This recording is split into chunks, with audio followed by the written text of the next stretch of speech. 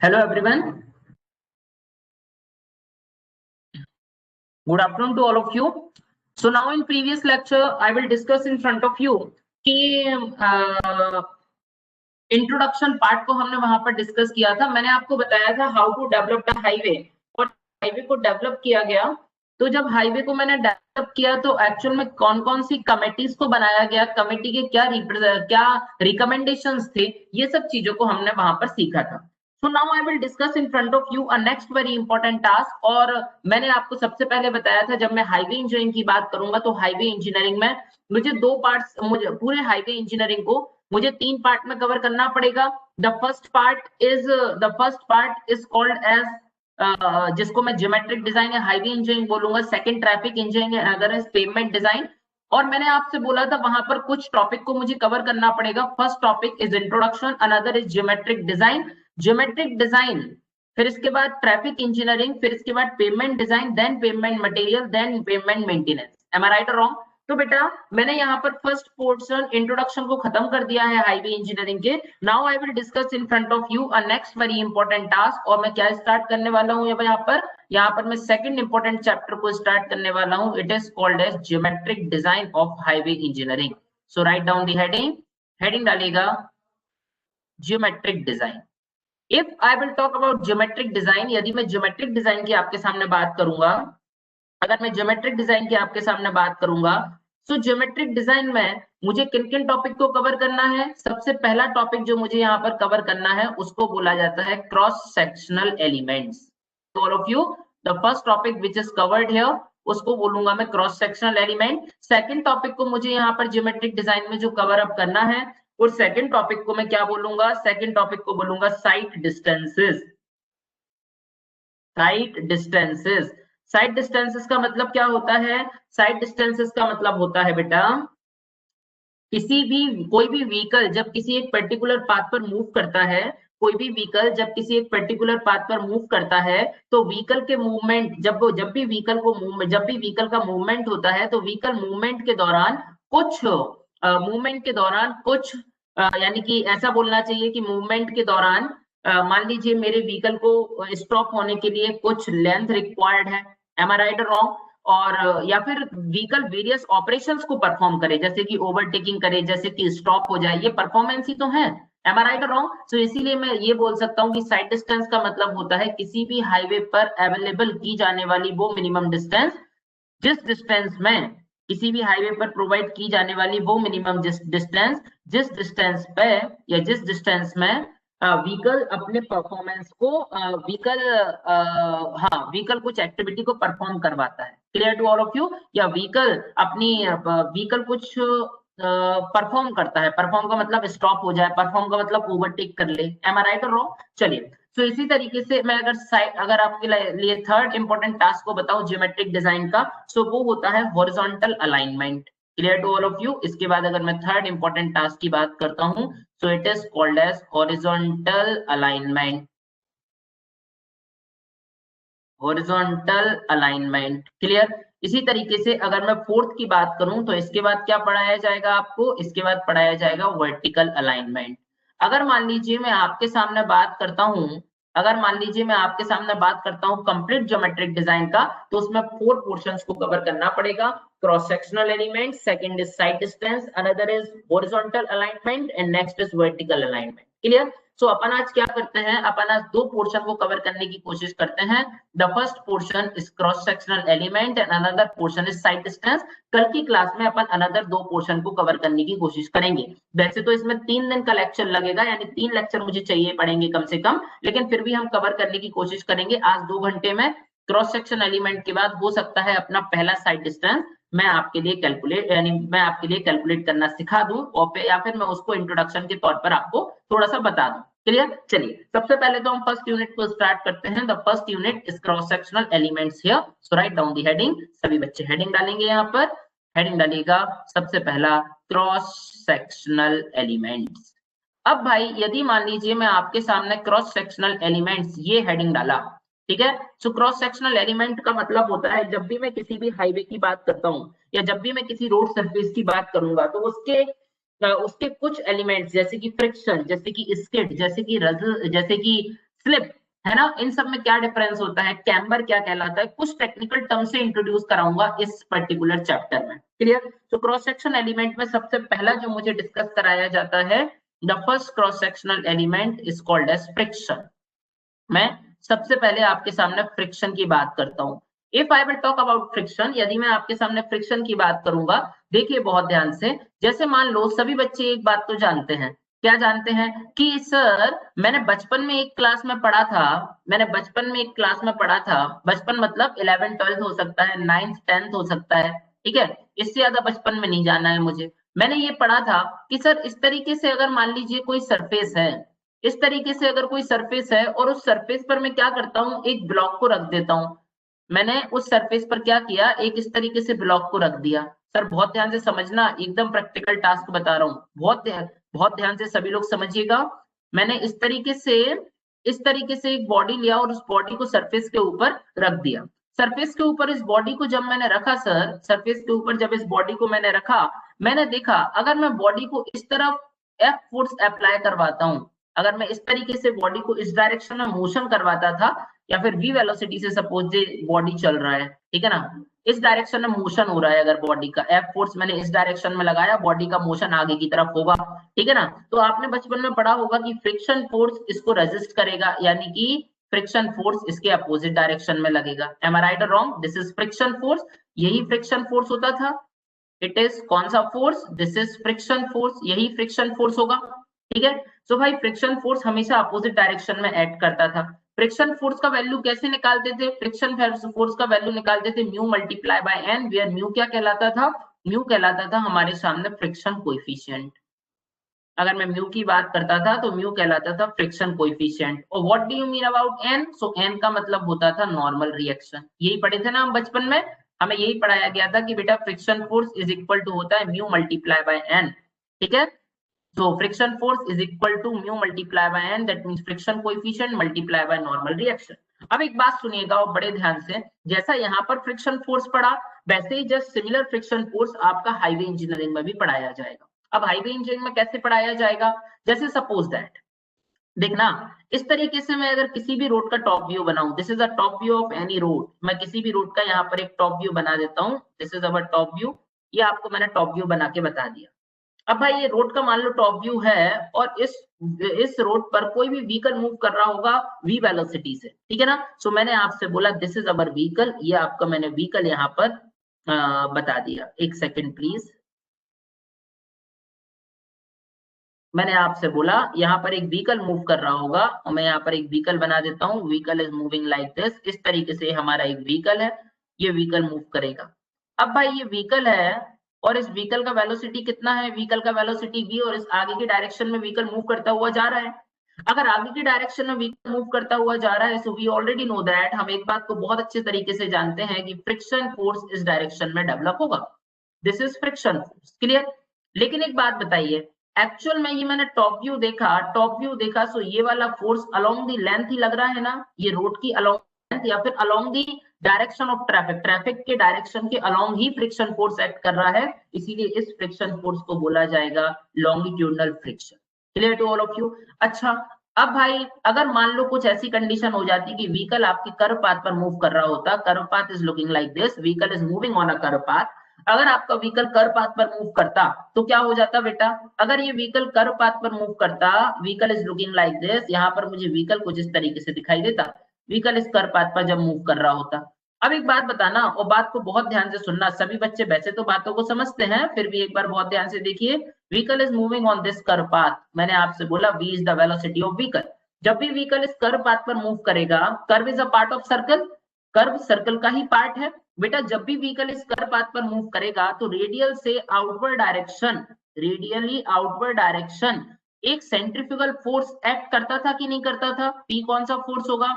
P होगा centrifugal force. Clear to all of you? इस outward direction में एक फोर्स एक्ट करेगा and this force is called as centrifugal force. एक बात बताइए, जैसे ही सेंट्रीफ्यूगल फोर्स व्हीकल पर एक्ट करेगा, ये व्हीकल को अब ये व्हीकल को आउटर डायरेक्शन में स्किड करने की कोशिश करेगा या आउटर डायरेक्शन में ले जाने की कोशिश करेगा। मैं अच्छे से बना देता हूँ, ये व्हीकल थोड़ा अच्छा नहीं बना है।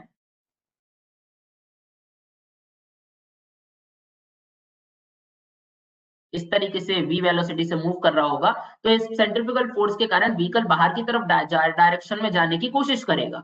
अब व्हीकल बाहर की डायरेक्शन में जाने की कोशिश करेगा तो फ्रिक्शन फोर्स कैसा लगेगा?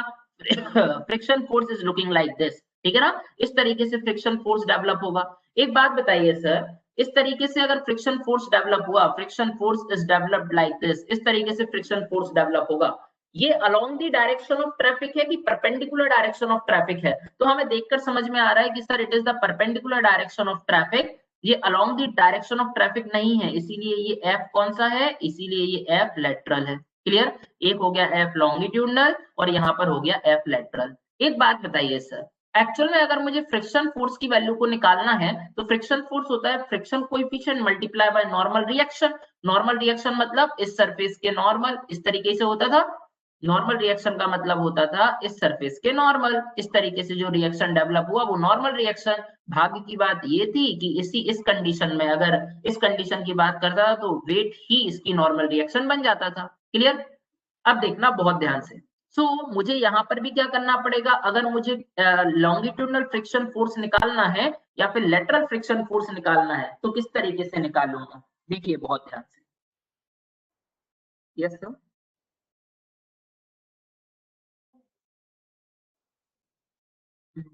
मैं क्लास ले रहा था, चलिए मैं भेजता हूँ अभी सर।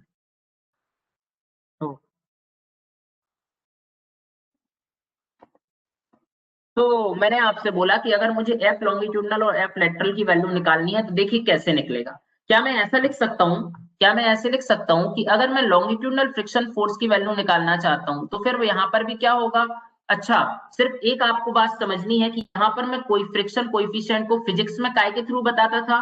फ्रिक्शन कोएफिशिएंट को फिजिक्स में मैं म्यू के थ्रू बताता था। लेकिन जब मैं हाईवे इंजीनियरिंग की बात करूंगा तो हाईवे इंजीनियरिंग में फ्रिक्शन फोर्स को मैं स्मॉल यानी फ्रिक्शन कोएफिशिएंट को स्मॉल एफ के थ्रू बताऊंगा। सो this is small F longitudinal multiply by normal reaction. ये हमारे पास क्या हो जाएगा? एफ लॉन्गिट्यूडनल की वैल्यू आ जाएगी। सिमिलर अगर मान लीजिए मैं आपसे बोलूं लेटरल फ्रिक्शन फोर्स का वैल्यू कितना होगा, वी ऑलरेडी नो दैट। अगर मुझे लेटरल फ्रिक्शन फोर्स का वैल्यू निकालना है तो स्मॉल एफ लेटरल, ठीक है ना, multiply by normal reaction N. Clear to all of you? This is our value. ये एफ लॉन्गिट्यूडनल और एफ लेटरल का वैल्यू मेरे पास आ गया। अब भाई एक्चुअल में आईआरसी क्या बोलता है, मुझे आईआरसी की कुछ गाइडलाइन को यहाँ पर देखना पड़ेगा। What do you mean about IRC, मुझसे क्या बोलता है? अगर मैं आईआरसी की बात करता हूं तो यहाँ पर आईआरसी मुझसे बोलता है एस पर आईआरसी। अगर मैं आईआरसी की आपके सामने बात करूंगा, आईआरसी मतलब इंडियन रोड कांग्रेस, मैंने कल ही बोला था पूरे रिकमेंडेशन जब जब मैं डिजाइनिंग पढ़ूंगा हर एक रिकमेंडेशन कौन देगा मुझे? आईआरसी देगा, क्योंकि it is a semi official technical body. ये सेमी ऑफिशियल टेक्निकल बॉडी है। Clear? So as per IRC, अगर मैं आईआरसी रिकमेंडेशन की बात करूंगा, so as per IRC longitudinal friction coefficient का वैल्यू जो परमिट किया जाता है, this value is in between 0.35 to 0.40। और अगर मैं लेटरल कोएफिशिएंट ऑफ फ्रिक्शन की बात करूंगा तो एफ लेटरल की वैल्यू जो परमिट की जाती है this is 0.15। Clear to all of you?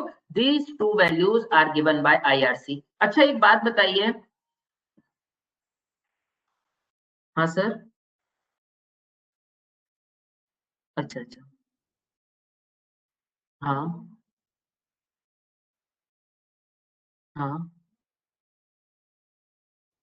Okay, काय के लिए सर? अच्छा अच्छा। ठीक है।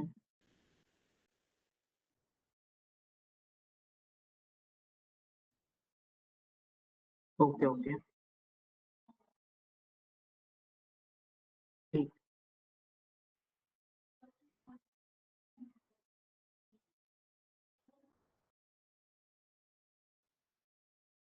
हम्म।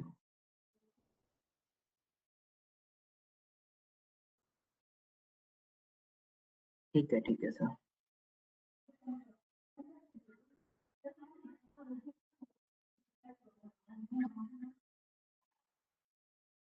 सर एक काम कीजिएगा, आप मुझे व्हाट्सएप पर सिर्फ जो आप बोले ना वो एक बार पिंग करवा दीजिए किसी से, मैं पीपीटी वगैरह सब बना के रेडी रख लेता हूँ।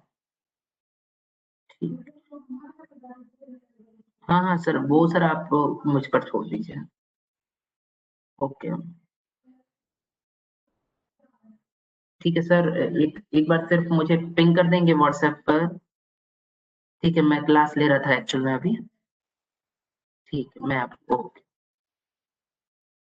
तो मैंने आपसे बोला कि एज पर आईआरसी रिकमेंडेशन, यदि मैं आईआरसी की बात करता हूं तो लॉन्गिट्यूडनल फ्रिक्शन कोएफिशिएंट का वैल्यू 0.35 टू 0.40 मुझे परमिट है, और lateral coefficient of friction 0.15 permit है। अच्छा एक बात बताइए, अगर मान लीजिए कभी भी मैं किसी भी व्हीकल की आपके सामने बात करूं, किसी भी तरीके की अगर मैं आपके सामने व्हीकल की बात करूं, अगर कोई व्हीकल स्ट्रेट पाथ पर चलेगा तो उस पर कोई सेंट्रीफ्यूगल फोर्स एक्ट करेगा क्या? बिल्कुल नहीं करेगा। लेकिन अगर कोई व्हीकल कर्व पाथ पर मूव करेगा तो उस पर सेंट्रीफ्यूगल फोर्स एक्ट करेगा। सेंट्रीफ्यूगल फोर्स क्या करेगा? उस व्हीकल को बाहर की डायरेक्शन में स्किड करने की कोशिश करेगा बेटा।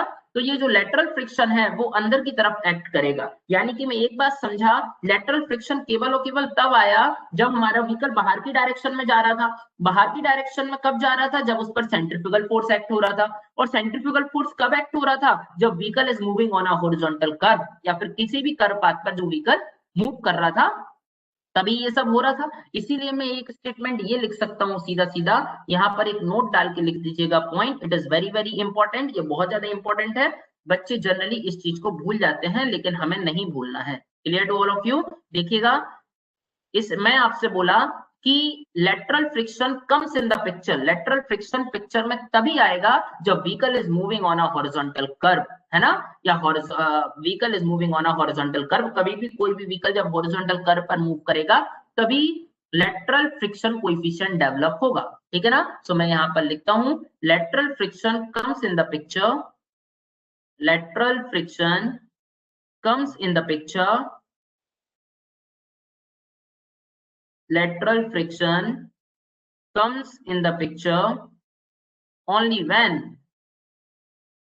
comes in the picture only when vehicle is moving, only when vehicle is moving on a horizontal curve।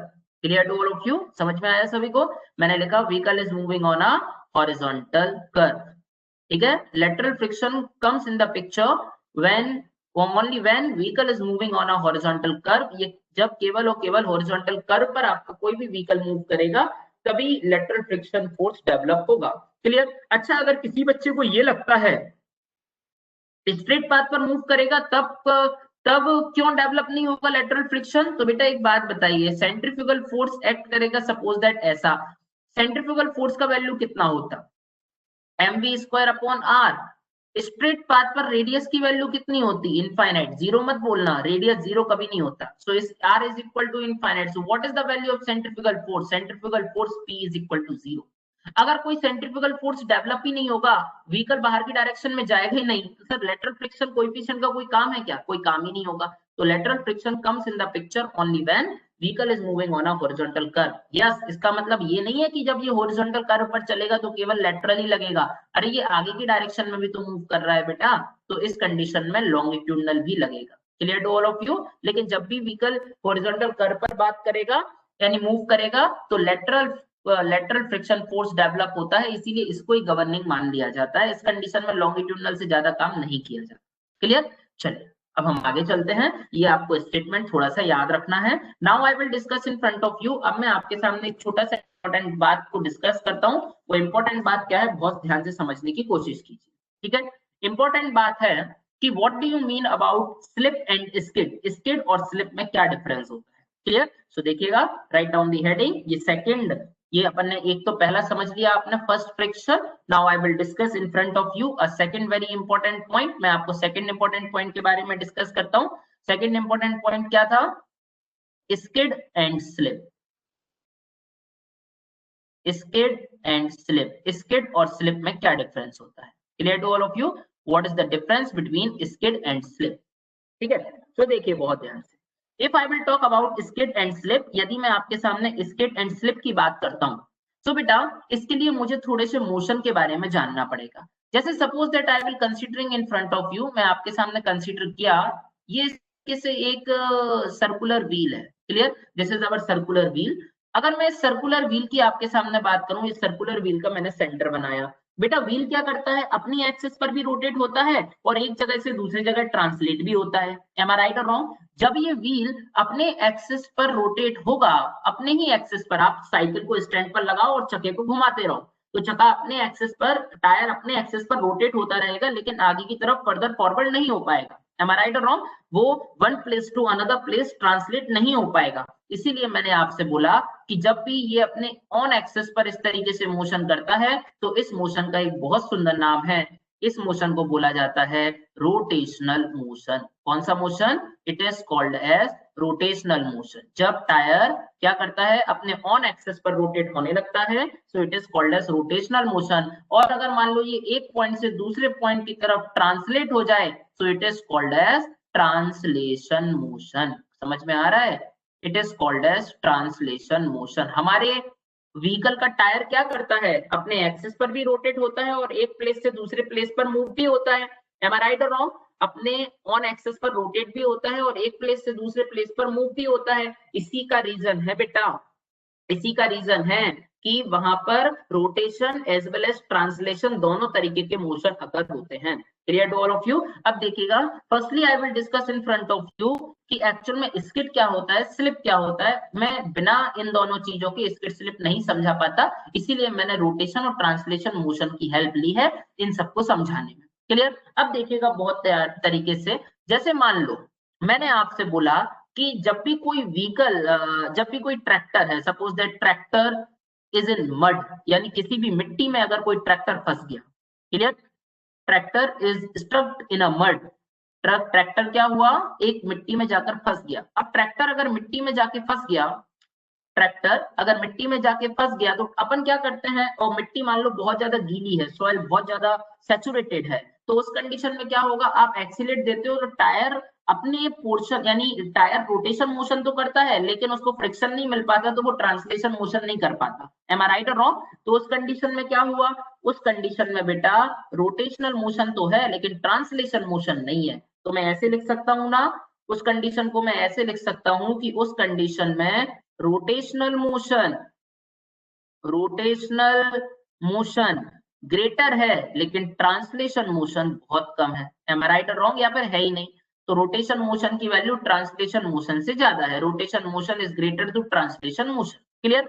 अगर रोटेशन मोशन की वैल्यू ट्रांसलेशन मोशन से ज्यादा है, तो उस कंडीशन में मैं बोलता हूं कि हमारा जो ट्रैक्टर है ना, वो ट्रैक्टर स्लिप हो रहा है। Clear to all of you? क्या हो रहा है? स्लिप हो रहा है। ठीक है? अब मान लो मैंने आपसे बोला, तो स्लिपिंग कंडीशन का मतलब क्या है, कभी भी अगर रोटेशनल मोशन का वैल्यू ग्रेटर देन होता है translation motion, if rotational motion is greater then translation motion, तो ये कंडीशन स्लिपिंग कंडीशन कहलाती है। क्लियर? इसी तरीके से सिमिलरली क्या होगा सर, बहुत ध्यान से समझने की कोशिश कीजिए। मान लो कंडीशन ऐसा हो जाए कि बहुत ज्यादा पानी गिरा, हम बाइक चला रहे हैं और हमने एकदम से ब्रेक को अप्लाई किया। If I will applying a brake, यदि मान लीजिए मैं आपके सामने या आपके पास ब्रेक को अप्लाई किया, अगर बेटा मैंने ब्रेक को अप्लाई किया, if I will applying a brake, यदि मान लीजिए मैंने ब्रेक को अप्लाई किया, तो ब्रेक अप्लाई होने पर क्या होगा, हमारे व्हीकल का रोटेशन मोशन सडन जीरो हो जाएगा, लेकिन इनर्शिया के कारण कुछ ट्रांसलेशन मोशन बाइक में रहेगा और हम गिर जाते हैं। एम आई राइट और रॉन्ग? घर पर जाके मम्मी से बोलते हैं आज बारिश थी तो मैं स्लिप हो गया, लेकिन एक्चुअल में आप स्लिप नहीं होते, आप स्किड होते हो। बेटा कभी भी अगर रोटेशनल मोशन का वैल्यू, कभी भी अगर रोटेशनल मोशन का वैल्यू लेस देन होता है ट्रांसलेशन मोशन के, ट्रांसलेशन मोशन, देखिएगा मैंने आपके सामने वही पर लिख दिया कि अगर rotational motion is less than translation motion, rotation motion का वैल्यू अगर ट्रांसलेशन मोशन से कम है, तो इसका मतलब वो क्या है, इसका मतलब है कि हमारी बाइक स्किड कर गई है, स्लिप नहीं की है। क्लियर? तो स्लिपिंग और स्किडिंग का मतलब समझ में आया? अगर आप भूल जाओ तो यहाँ पर फॉर एग्जाम्पल के लिए लिख लो tractor in a mud, tractor in a mud. ठीक है ना? किसी भी मिट्टी में अगर ट्रैक्टर है तो, और ये क्या लिखता हूं मैं, bike in a rainy season, bike in a rainy season, clear? यानी समझ रहे हो ना मैं आपके सामने क्या बताना चाहता हूँ। Bike in a rainy season का मतलब बारिश हुई, हम सड़क पर गिर गए, क्लियर? सो ये, लेकिन आपको हमेशा इतना ही याद रखना है कि रोटेशन मोशन अगर ग्रेटर है ट्रांसलेशन मोशन के तो स्लिप होगा, और रोटेशन मोशन अगर लेस देन है ट्रांसलेशन मोशन के तो स्किड होगा। इतनी दो बातें तो हम समझ में आ गई। अब देखिएगा मैं आपके सामने थोड़ा सा और इम्पोर्टेंट टास्क को डिस्कस करते हुए चलता हूँ। मैं आपके सामने जो बताना चाहता हूँ इट इज पेवमेंट अनइवननेस। मैं आपके सामने पेवमेंट अनइवननेस के बारे में डिस्कस करता हूँ। If I will talk about pavement unevenness, it is very important topic. Third characteristic में या फिर थर्ड क्रॉस सेक्शनल एलिमेंट की मैं बात करता हूँ। Write down the heading, heading डालेगा pavement unevenness, pavement unevenness. Now if I will talk about pavement unevenness, अगर मैं आपके सामने पेवमेंट अनइवननेस की बात करूं तो देखिएगा पेवमेंट अनइवननेस का मतलब क्या होता है। जैसे suppose that I will discuss in front of you, मैंने आपके सामने डिस्कस किया कि यार आप लोगों ने एक बात देखी होगी कि जब भी हम रोड तो एकदम हॉरिजॉन्टल बनता है, लेवल करने का रीजन ही ये होता है, हम लेवलिंग पढ़ते हैं ना सर्वेइंग में, तो लेवलिंग पढ़ने के पीछे रीजन ही ये होता है कि हमारा रोड एकदम प्योरली हॉरिजॉन्टल बने। लेकिन रोड एक्चुअल में प्योरली हॉरिजॉन्टल नहीं बन पाता है, उसका रीजन क्या है देखिए। मैंने आपसे बोला आपका जो रोड है वो प्योरली हॉरिजॉन्टल नहीं बन पाता है। रोड पर जब भी आप चलते हो, कितना भी स्मूथ रोड हो, इंडिया क्या पूरे वर्ल्ड की बात कर सकता हूं मैं, क्लियर? आप कभी भी जब भी चलते हो, इंडिया नहीं मैं पूरे वर्ल्ड की आपके सामने बात कर सकता हूं सर। एक्चुअल में होता क्या है, बहुत ध्यान से सुनने की कोशिश करिएगा।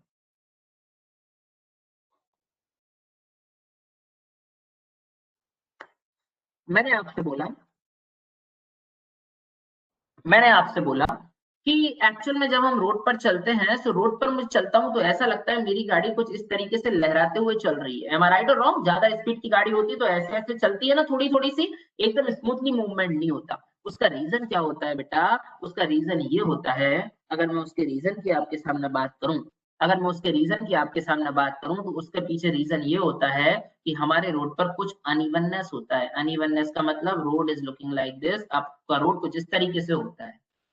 बनाना तो हॉरिजॉन्टल था लेकिन रोड कुछ इस तरीके से अनइवन हो जाता है, क्लियर? अब अनइवननेस के बहुत सारे रीजन हो सकते हैं, प्रॉपरली लेवलिंग नहीं हुआ हो, ठीक है ना, या फिर और भी रीजन हो सकते हैं। और क्या रीजन हो सकते हैं? जैसे कि मान लीजिए कभी ऐसी कोई कंडीशन आ जाए, कभी ऐसी कोई कंडीशन आ गई हो कि मैंने बनाया तो सही था लेकिन सॉइल की बेरिंग कैपेसिटी कम हो। एम आई राइट और रॉन्ग? तो बहुत सारे तरीके के कारण अनइवननेस आ सकती है। अब भाई अनइवननेस आ तो सकती है, देखना बहुत ध्यान से, मैंने बोला बहुत सारे रीजन से अनइवननेस आ सकती है। अनइवननेस को मेजर करने के लिए, अनइवननेस को मेजर करने के लिए हमारे रोड पर कितना अनइवननेस है, उस अनइवननेस को मेजर करने के लिए एक इक्विपमेंट का यूज किया जाता है। उस इक्विपमेंट को क्या बोला जाता है?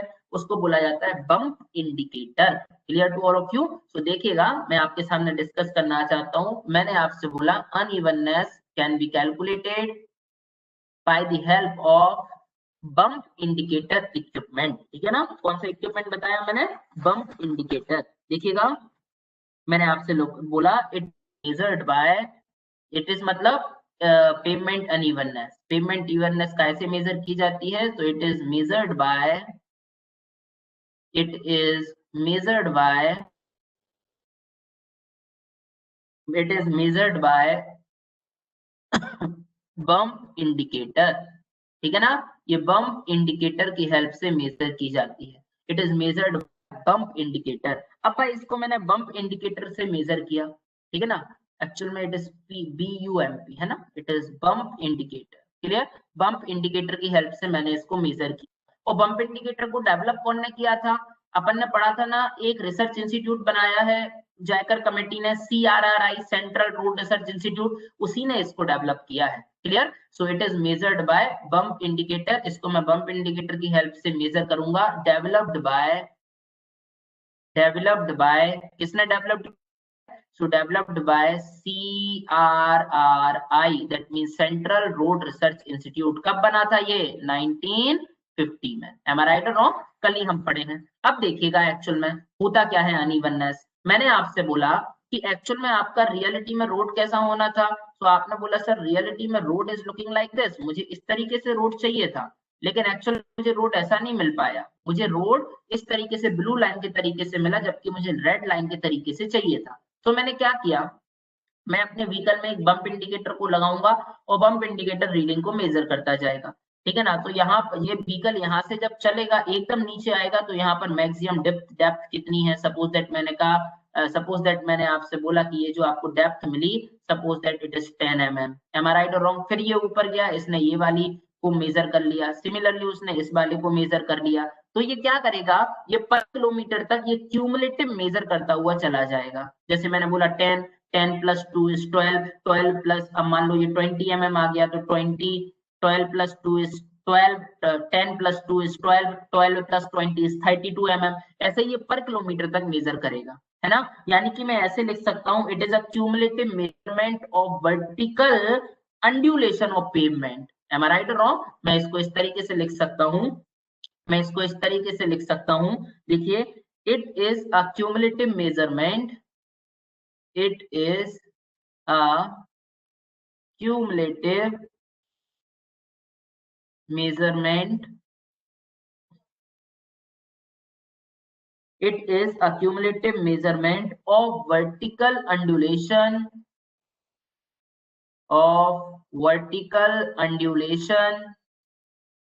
it is a cumulative measurement of vertical undulation per unit horizontal, vertical undulation of pavement, vertical undulation of pavement per unit horizontal length, per unit horizontal length, ठीक है ना, पर यूनिट हॉरिजॉन्टल लेंथ। समझ में आया आपको? It is a cumulative measurement of vertical undulation of pavement per unit length, ठीक है। अब बात सुनना बहुत ध्यान से, आपको अनइवननेस इंडेक्स तो समझ में आ ही गया। आईआरसी ने मुझे कुछ वैल्यूज दी हैं कि अनइवननेस इंडेक्स का वैल्यू कितने से कितने के बीच में होना चाहिए, क्लियर। तो देखिएगा उसने क्या क्या वैल्यू दी है। उसने सबसे पहले मुझे बोला है कि अगर इसने एस पर आईआरसी एक मुझे टेबल के फॉर्म में इसने वैल्यू को गिवन दिया है, और ये टेबल आपसे एक दो बार गेट एग्जाम में पूछा भी गया है, क्लियर। देखिए एस पर आईआरसी, ये मुझसे क्या किस तरीके से इसने मुझे टेबल गिवन दिया है, बहुत ध्यान से सुनने की कोशिश कीजिए। इसने मुझसे बोला है एस पर आईआरसी, यहाँ पर उसने लिखा है अनइवननेस इंडेक्स, अनइवननेस इंडेक्स,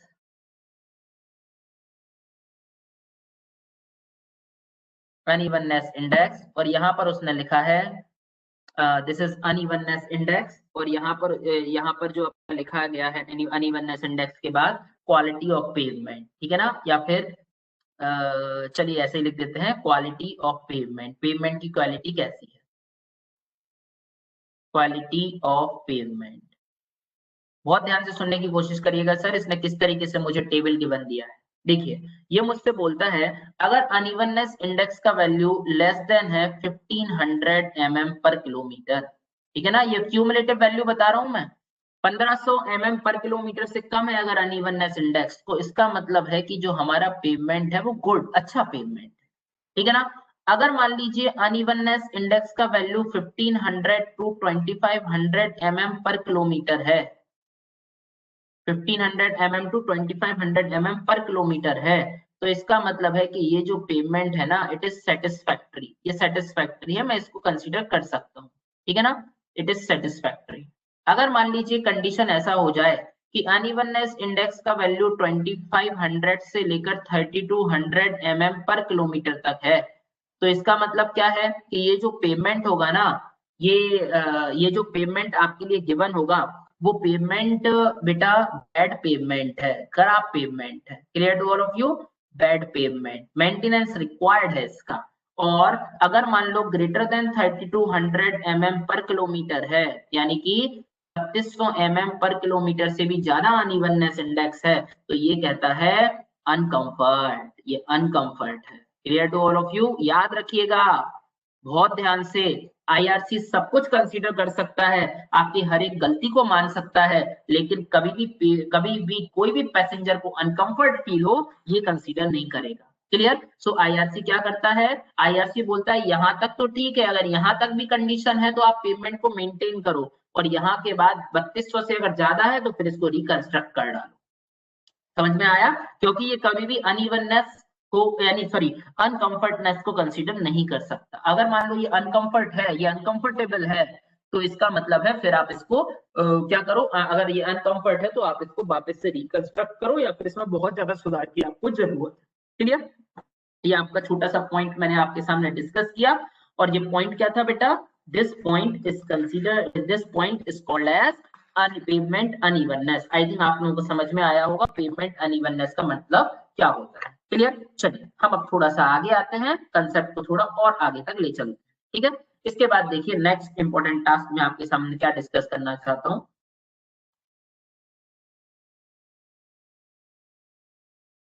देखिए, मैं अगर नेक्स्ट इंपॉर्टेंट टास्क की डिस्कस करूं, उसके बाद में आपके सामने बहुत इंपॉर्टेंट टास्क, ये कौन से नंबर का टास्क हो जाएगा, किस नंबर का टास्क हो जाएगा सर ये,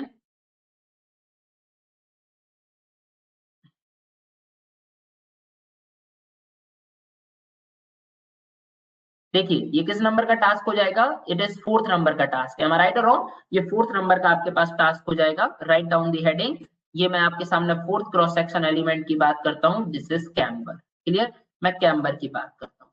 अगर भाई मैं कैम्बर की आपके सामने बात करता हूँ, इसी का दूसरा नाम भी है, इसी को क्या बोला जाता है, it is also called as cross slope, इसको क्रॉस स्लोप भी बोला जाता है, कैम्बर या फिर क्रॉस स्लोप। क्लियर, देखिए बहुत ध्यान से, what do you mean about camber और what do you mean about cross slope.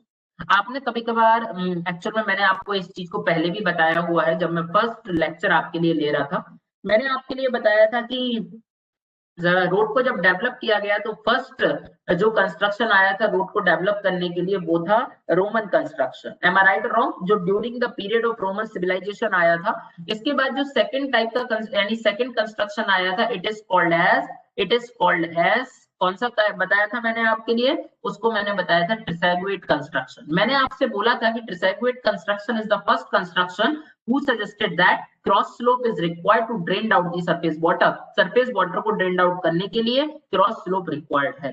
am I right or wrong? So actual में हुआ क्या, देखिएगा बहुत ध्यान से, एक्चुअल में हुआ क्या, जैसे सपोज दैट ये आपका एक रोड है, दिस इज अवर रोड, ये आपका एक रोड है, तो आप लोग क्या करते हो ना बेटा, इस तरीके से रोड की मिडिल एज के रिस्पेक्ट में रोड को इस तरीके से उठा देते हो। अब रोड को इस तरीके से जब आप उठाते हो तो आपको दोनों तरफ इस तरीके से स्लोप दिखने लगते हैं, ये जो क्रॉस स्लोप आपने फॉर्म किया, एक्चुअल में इसी को कैम्बर बोला जाता है। Clear to all of you, इसका मेन मोटिव क्या है, इसका मेन मोटिव होता है ड्रेन सरफेस वाटर को ड्रेन आउट करना। क्लियर, सो देखिएगा मैं आपके सामने लिखता हूं ट्रांसवर्स स्लोप, मैं आपके सामने लिखता हूं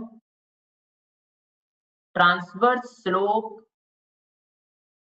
transverse slope given to the road, transverse slope given to the road, road पर जो भी ट्रांसफर स्लोप दिया जाता है, transfer slope given to the road to drain of surface water, या फिर to drain out, to drain out a surface water, to drain out the surface water, to drain out the surface water is called camber, is called camber। और sometime मैं इसको क्या बोल सकता हूँ, sometime मैं इसको क्रॉस स्लोप बोल सकता हूँ। Clear to all of you, मैंने आपसे बोला transverse slope given to the road to drain out the surface water को ड्रेन आउट करने के लिए जो ट्रांसफर स्लोप को प्रोवाइड किया जाता है उसको मैं कैम्बर बोला। क्लियर, अब बहुत ध्यान से सुनिए, अगर मान लीजिए मैं आपके सामने कैम्बर की बात करता हूँ, if I will talk about camber, यदि मैं कैम्बर की आपके सामने बात करूंगा सर, तो देखना बहुत ध्यान से, कैम्बर कितने टाइप के होते हैं, सो राइट डाउन दी हेडिंग, आप हेडिंग डालिएगा टाइप्स ऑफ कैम्बर। ठीक है ना, मैं आपके सामने डिस्कस करता हूँ टाइप्स ऑफ कैम्बर के लिए। अगर मैं टाइप्स ऑफ कैम्बर की आपके सामने बात करूं, if I will talk about types of camber, अगर मैं टाइप्स ऑफ कैम्बर की बात करता हूं तो यहाँ पर तीन तरीके के कैम्बर को प्रोवाइड किया जाता है। जो फर्स्ट कैम्बर यहाँ पर होगा उसको बोला जाता है स्ट्रेट लाइन कैम्बर। देखिए बहुत ध्यान से, मैंने आपसे बोला फर्स्ट टाइप का जो कैम्बर होता है it is called as straight line camber, मैंने उसको स्ट्रेट लाइन कैम्बर बोला। अब भाई अगर मैं स्ट्रेट लाइन कैम्बर की आपके सामने बात करूं, नाम से क्लियर है, स्ट्रेट लाइन ही प्रोवाइड करना पड़ेगा। क्लियर? तो देखिएगा स्ट्रेट लाइन अगर मैं कैम्बर की आपके सामने बात करूं तो स्ट्रेट लाइन कैम्बर मुझे किस तरीके से दिखाई देगा। एक्चुअल में अगर मैं स्ट्रेट लाइन कैम्बर की बात करूंगा तो दिस इज अवर रोड, ये हमें रोड एक दिखाई दे रहा है, और इस रोड का अगर विड्थ की बात करूं तो W is the width of road. Clear to all of you? अगर मैं यहाँ पर बात करूंगा तो W is the width of road, it is W is the width of road. अब बहुत ध्यान से स्टेटमेंट को सुनना बेटा, एक्चुअली मैंने क्या किया, ये W is the width of road अच्छे से बना देते हैं अपन डायग्राम के लिए एक बार। मैंने आपसे बोला W is the width of road, मैंने क्या किया sir, W is the width of road, मैंने इस रोड के सेंटर मैंने क्या किया, इस रोड के सेंटर लाइन से रोड को राइज कर दिया, सेंटर एज को राइज किया, ठीक है ना, सेंटर एज को मैंने राइज किया, और सपोज दैट ये मेरी सेंटर एज राइज होकर यहाँ कहीं पर आ गया। अब सेंटर एज अगर राइज होकर यहाँ कहीं पर आ गया, सेंटर एज राइज होकर यहाँ कहीं पर आ गया, और ये road is looking like this, ये रोड मुझे कुछ इस तरीके से, यानी अगर मैं इसके स्लोप की बात करूं तो slope is looking like this, ये स्लोप मुझे, अरे यार ये स्लोप ही नहीं बन रहा है, ठीक है देखिए स्लोप मुझे कुछ इस तरीके से दिखाई देने लगेगा, एम आई राइट और रॉन्ग? इस तरीके से ये हमें स्लोप दिखाई देंगे दोनों साइड रोड के। अब दोनों साइड रोड पर रोड मुझे इस तरीके से दिखाई देने लगेगा, इसी को बेटा कैम्बर बोला गया, ये क्रॉस स्लोप जो फॉर्म हुए उसी को कैम्बर बोला गया, ठीक है ना। मैंने आपसे बोला ये जो हमने उठाया दिस इज वाई, और this is the total width W, ठीक है। अगर मान लीजिए मैं यहाँ पर, अगर मान लीजिए मैं इसका स्लोप निकालना चाहता हूँ, if I am interested to calculate a slope, ठीक है ना, स्लोप का मतलब क्या, स्लोप का मतलब है 1/n, 1/n, जैसे मैंने आपसे बोला 1/n का स्लोप है, ठीक है ना, यहाँ पर 1/n का स्लोप है। अगर मैं इस पर्टिकुलर हाफ पोर्शन कंसीडर करूं तो हाफ पोर्शन में मुझे दिख रहा है ना, it is a right angle triangle, ये राइट एंगल ट्राइंगल है। अब अगर ये राइट एंगल ट्राइंगल है, मैंने आपसे बोला this is a angle theta, अगर मैं यहाँ पर टेन थीटा की वैल्यू निकालना चाहता हूँ, tan theta is equal to perpendicular upon base, perpendicular is by, base is by 2, ठीक है। परपेंडिकुलर यहाँ पर आपको समझ में आ रहा होगा, perpendicular is by, base is W/2, width by 2, ठीक है ना। So this is the value of y, ये y की वैल्यू है। क्लियर? सॉरी ये टेन थीटा हो गया। अब एक बात बताइए, मैंने टेन थीटा को तो स्लोप कितने लिखा है, स्लोप लिखा है मैंने 1/n का स्लोप है। Clear to all of you? This is 1/n का स्लोप। अब अगर मान लो ये 1/n का स्लोप है, तो अगर मैं y की वैल्यू निकालना चाहता हूँ, क्या मैं ऐसे लिख सकता हूँ, देखो एक्चुअल में क्या है, एक्चुअल में ये हो जाएगा टेन थीटा की जगह 1/n लिख सकता हूँ, it is a slope is equal to y/W/2, am I right और रॉन्ग? तो एक बात बताइए, मैं इसको ऐसे लिख सकता हूँ 1/n is equal to 2y/W। Clear? अगर मान लो मैं y की वैल्यू लिखना चाहूँ तो y इज इक्वल टू क्या आ जाएगा, y इज इक्वल टू आ जाएगा W/, y is equal to आ जाएगा W/2n, एम आई राइट और wrong? This is the value of y, ये मैंने y की वैल्यू को कैलकुलेट कर लिया। समझ में आ गया आप सभी को? This is straight line camber, ये इक्वेशन है स्ट्रेट लाइन कैम्बर का। अब अगर मैं सेकंड आपके सामने डिस्कस करता हूँ, next important task, so second important यानी सेकंड टाइप ऑफ कैम्बर जो होता है, it is called as parabolic camber. अगर मैं सेकंड कैम्बर की आपके सामने बात करता हूँ तो second camber is called as parabolic camber. अगर मैं आपके सामने पैराबोलिक कैम्बर की बात करूंगा, if I will talk about parabolic camber, यदि मैं आपके सामने पैराबोलिक कैम्बर की बात करूंगा तो बहुत ध्यान से सुनिए, parabolic camber is looking like this, मुझे इस तरीके से दिखाई देगा। इस तरीके से मैंने एक रोड सरफेस को कंसीडर किया, this is our road surface here,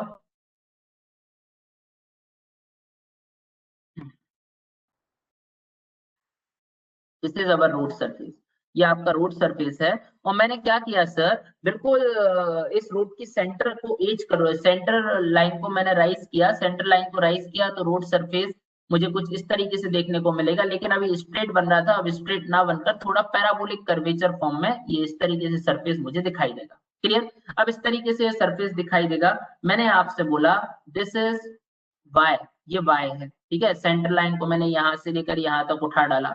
इसी के बाद अगर मैं आपके सामने डिस्कस करूं, मैंने आपके सामने डिस्कस किया कि देखो इस तरीके से अगर मैं इस लाइन को इधर से अटैच करूं, सिर्फ अटैच कर रहा हूं, सिर्फ एनालिसिस करने के लिए, और अगर मैं इसके स्लोप की बात करूं तो स्लोप होता है 1/n, 1/n का स्लोप होगा। क्लियर? अगर मान लीजिए मैं जिस तरीके से मैंने यहाँ पर इक्वेशन आपको डेवलप करना सिखाई ना, कि मैंने यहाँ पर आपको इक्वेशन डेवलप करना सिखाया कि अगर एक स्ट्रेट लाइन की मैं बात करूं, स्ट्रेट लाइन कैम्बर के लिए, तो ये होता है y is equal to w upon 2n। Clear. Similarly यहाँ पर भी एक इक्वेशन डेवलप की जा सकती है। इक्वेशन क्या डेवलप की जाएगी, तो अपन को उसका डेरिवेशन तो नहीं देखना है, अपन को डायरेक्टली अगर मैं equation of this parabolic camber की बात करूं, सो y इज इक्वल टू होता है, अगर मान लो ये वाला डिस्टेंस x है, suppose that this distance is x, अगर ये वाला डिस्टेंस x है तो y इज इक्वल टू क्या हो जाएगा, 2x square dividing by nw। Clear to all of you? This is the value 2x square dividing by nw। What do you mean about w? w का मतलब होता है width of road। इस road का width कितना है? This is the value of w। So y is equal to 2x square dividing by nw। It is the value of y। ठीक है ना, ये पैराबोलिक कैम्बर का इक्वेशन है। इसी तरीके से ये तो मेनली दो तरीके के कैम्बर होते हैं, एक तीसरे तरीके का कैम्बर और होता है जिसको बोला जाता है combination of straight line and parabola. Clear. तो देखिएगा, इस कैम्बर को बोला जाता है combination of straight line and parabola. Combination of straight line and parabola. ठीक है ना, मैं पैराबोला और स्ट्रेट लाइन के कॉम्बिनेशन की बात करता हूं। This is combination of straight line and parabola. Clear. अब बात सुनना और बड़े ध्यान से सुनना। अब भाई combination of straight line and parabola की अगर मैं आपके सामने बात करूंगा, so this camber is looking like this. मुझे इस तरीके से दिखाई देता है। नाम से आपको समझ में आ रहा होगा, कि इट इज द कॉम्बिनेशन, ये कॉम्बिनेशन होगा straight line as well as parabola का। क्लियर। देखिए बहुत ध्यान से, इस तरीके से मैंने यहाँ पर एक कैम्बर को डिस्कस किया। It is our route surface, ये आपका रूट सरफेस है, और मैंने आपसे बोला कुछ पोर्शन में मैंने स्ट्रेट लाइन कैम्बर दे दिया। ठीक है ना, सपोज दैट इतने पोर्शन में मैंने क्या किया, यहाँ से यहाँ तक स्ट्रेट लाइन कैम्बर दे दिया। ठीक है, और कुछ पोर्शन में मैंने क्या किया, यहाँ से लेकर यहाँ तक मैंने ये पैराबोला टाइप का कैम्बर दे दिया। तो आपको देखने में ऐसा दिखाई दे रहा है ना, और ये अलग से ही अपन ने बनाया है कि ये वाला जो है वो पैराबोला कैम्बर है। ठीक है ना, इट इज पैराबोलिक कैम्बर। और ये वाला जो कैम्बर मैंने बनाया है, it is a straight line camber. This is a straight line camber, straight line camber. Clear, ये आपको अलग से समझ में आ रहा है। क्लियर। अब बात ये आती है कि सर ये तीन टाइप के कैम्बर क्यों, एक ही टाइप का कैम्बर क्यों नहीं पढ़ा दिया गया? क्योंकि बेटा हर एक कैम्बर का अपने आप में एक कहां पर यूज किया जाता है, ये सब यानी कि डिपेंडेंट है। क्लियर। अब देखना बहुत ध्यान से, मैं आपके लिए क्या बताना चाहता हूं कि कौन सा कैम्बर कहां पर यूज किया जाएगा। देखिए, अगर मान लीजिए मैं आपके सामने बात करता हूं, ये कुछ नोट पॉइंट है, जो नोट पॉइंट आपको यहाँ पर याद रखने हैं। देखिए, ये मुझसे क्या बोलता है, फर्स्ट पॉइंट तो बोलता है straight line camber is generally used for CC pavement. Straight line camber, straight line camber is generally used, straight line camber is generally used for CC pavement। Clear. Cement concrete pavement पर, generally straight line camber को use किया जाता है। Straight line camber is generally used for CC pavement. Similarly second में अगर मैं आपको बताऊं कि combination of straight line and parabola कहाँ यूज किया जाएगा, so combination of straight line and parabola camber are generally used जहां पर हाई स्पीड व्हीकल का मूवमेंट होता है। ठीक है ना, so write down the statement here. आप यहाँ पर स्टेटमेंट लिखिएगा कि combination of straight line and parabola, combination of straight line and parabolic camber, combination of straight line and parabolic camber is generally used,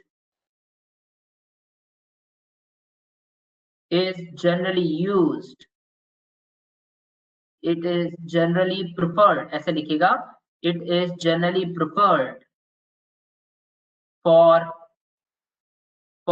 fast moving vehicles। ठीक है ना, जहां पर फास्ट मूविंग व्हीकल्स यानी फास्ट मूविंग व्हीकल का motion allow होता है, movement allow होता है, वहां पर मैं इसको यूज करूंगा। सो combination of straight line and parabolic camber is generally preferred for fast moving vehicles. Clear. अब अगर मान लीजिए कोई कभी भी आपसे पूछ ले कि पैराबोलिक कैम्बर का यूज कब किया जाता है, तो पैराबोलिक कैम्बर का यूज वहां पर किया जाता है जहां पर ओवरटेकिंग ऑपरेशन को परफॉर्म किया जाए। Clear to all of you, overtaking operation को जहां परफॉर्म किया जाता है और अगर वहां पर कैम्बर प्रोवाइड करना है तो वहां पर फिर मैं पैराबोलिक कैम्बर को ही प्रेफर करूंगा। क्लियर। हाँ, कभी कभार फ्लाईओवर्स के ऊपर कोई कैम्बर जो प्रोवाइड किया जाता है वो पैराबोलिक कैम्बर ही होता है। क्लियर। इस तरीके से मैंने कैम्बर के बारे में आपको बताया। लेकिन कैम्बर की वैल्यू कितनी होगी, व्हाट इज द स्लोप, मैंने आपसे बोला अगर मैं इस कैम्बर के स्लोप की बात करूं तो 1/n का स्लोप है।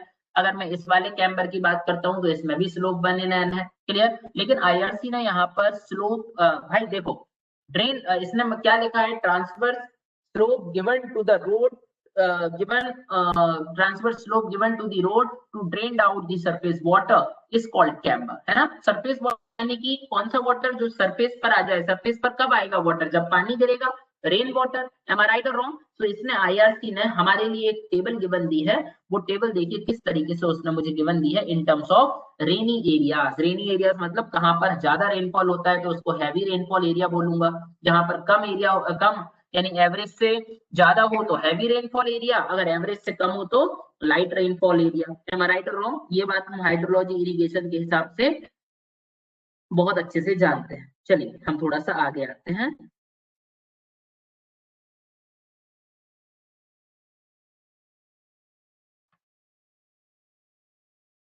Write down a table please, मैं आपको एक टेबल लिखवाता हूँ, जस्ट अ वेट।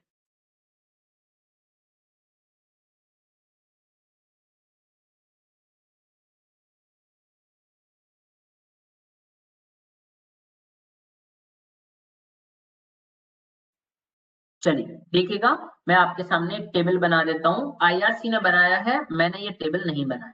क्लियर। देखिए एज पर आईआरसी, आईआरसी ने मुझे किस तरीके से एक टेबल गिवन दिया है। राइट डाउन दी हेडिंग, आप हेडिंग डालिएगा एज पर आईआरसी रिकमेंडेशन। अगर मैं आईआरसी की आपके सामने बात करता हूँ तो देखिए क्या होगा। एज पर आईआरसी, सो यहाँ पर उसने मुझे एक दिया हुआ है types of pavement, types of pavement. ठीक है। टाइप्स ऑफ पेमेंट के बाद इसने यहाँ पर मुझे दिया हुआ है रेनफॉल। रेनफॉल कैसा हुआ, रेनफॉल।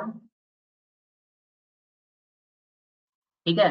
और यहाँ पर कौन सा रेनफॉल है, इट इज हैवी रेनफॉल। मैं हैवी रेनफॉल की बात करता हूँ, हैवी रेनफॉल है तो क्या प्रोवाइड कर, कितना कैम्बर प्रोवाइड करना चाहिए, हैवी रेनफॉल है तो कितना कैम्बर प्रोवाइड करना चाहिए। और अगर मान लो आपका रेनफॉल लाइट रेनफॉल है, अगर मान लो आपका अगर मान लो आपका जो है, आपका जो रेनफॉल है वो रेनफॉल अगर लाइट रेनफॉल है तो कंडीशन क्या होगा। एक मैं कॉलम बनाता हूँ हैवी रेनफॉल और लाइट रेनफॉल एरिया। सभी लोग इतना तो जानते हैं कि हैवी का मतलब क्या है, अगर एवरेज से ज्यादा, अगर मैं आपके सामने बात करता हूँ एवरेज, अगर मैं एवरेज रेनफॉल की बात करूं, एवरेज रेनफॉल से अगर ज्यादा रेनफॉल हो जाए, एवरेज रेनफॉल से अगर ज्यादा रेनफॉल हो जाए तो इसका मतलब है कि वो फिर कैसी कैटेगरी में आएगा, वो हैवी रेनफॉल एरिया की कैटेगरी में आएगा। और जिस एरिया में एवरेज से कम रेनफॉल होता है वो लाइट रेनफॉल की कैटेगरी में आता है। क्लियर। देखिएगा बहुत ध्यान से मैं आपके सामने क्या डिस्कस करना चाहता हूँ, बहुत ध्यान से स्टेटमेंट सुनिएगा। मैं आपके सामने क्या डिस्कस करना चाहता हूँ, आईआरसी ने किस तरीके से मुझे एक टेबल गिवन दिया है। क्लियर। देखिए बहुत ध्यान से,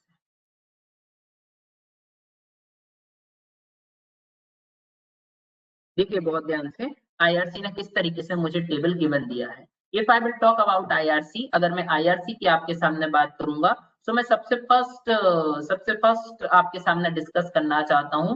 अगर मान लो मेरा सीमेंट कंक्रीट पेवमेंट है, कौन सा, सीसी पेवमेंट। सीसी का मतलब वही होता है ना, cement concrete.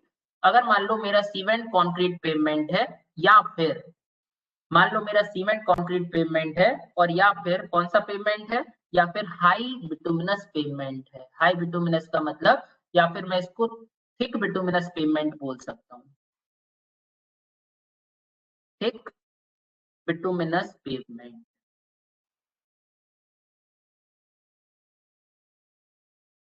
Thick bituminous pavement का मतलब होता है बिटुमिन का थोड़ा सा थिक लेयर अगर है, ठीक है ना। अगर हैवी रेनफॉल एरिया है तो आपको जो कैम्बर प्रोवाइड करना है इट इज 2%, और लाइट रेनफॉल एरिया है जो कैम्बर आपको प्रोवाइड करना है 1.7%। सिमिलरली अगर मैं नेक्स्ट इंपॉर्टेंट टास्क की बात करता हूं, जैसे आपके पास अगर थिन बिटुमिनस पेवमेंट है, ठीक है ना, थिन बिटुमिनस पेवमेंट, अगर मान लीजिए आपके पास थिन बिटुमिनस पेवमेंट है, थिन बिटुमिनस पेवमेंट है तो हैवी रेनफॉल के लिए आपको कंसीडर करना है 2.5%, और लाइट रेनफॉल के लिए आपको कंसीडर करना है 2%। ठीक है। अगर मान लीजिए अगेन मैं आपके सामने डिस्कस करता हूं कि अगर आपका WBM एंड ग्रेवल रोड है, WBM मतलब water bound McAdam and gravel road, ठीक है ना, ग्रेवल रोड है, तो ग्रेवल रोड या फिर WBM के लिए आपको हैवी रेनफॉल के लिए जो डिस्कस करना है यानी कि कैम्बर प्रोवाइड करना है इट इज 3%, और लाइट के लिए जो प्रोवाइड करना है दिस इज 2.5%। सिमिलरली अगर मैं आपके सामने डिस्कस करता हूँ next important task that means earthen road, अगर मेरे पास अर्थ रोड है, अर्थ रोड का मतलब जानते हो ना, अर्थ रोड का मतलब क्या होता है, what do you mean about earth road, जो अर्दन मटेरियल से मिलकर बना होगा it is considered as a earth road, उसको मैं अर्थ रोड बोलूंगा। अगर मान लीजिए मैं अर्थ रोड की आपके सामने बात करता हूँ तो हैवी रेनफॉल के लिए कैम्बर इज 4% और लाइट रेनफॉल के लिए कैम्बर इज 3%। क्लियर। देखिए बहुत ध्यान से और स्टेटमेंट को एक एक करके सुनने की कोशिश कीजिएगा, मैं आपके सामने क्या डिस्कस करना चाहता हूँ। जैसे मान लो कभी कभार आपसे बोला जाएगा, कभी कभार आपसे बोला जाएगा कि कैम्बर की वैल्यू दी होगी 1/25, तो 1/25 का मतलब क्या है, मैं 4% की अगर बात करूं तो इसको कैसे लिख सकता हूँ, 4/100, एम आई राइट और रॉन्ग, तो 4/100 यानी 1/25 होता कि नहीं होता, होता है, तो मैं चाहे इसको ऐसे लिख दूं चाहे परसेंट बेसिस पर लिख दूं बात बराबर है, आप लोग परसेंट बेसिस पर याद रखने की कोशिश कीजिए। क्लियर, एक दो बार पढ़ोगे याद हो जाएगी, कोई ज्यादा टफ टास्क नहीं। ठीक है, चलिए अब हम थोड़ा सा आगे चलते हैं, ये हमने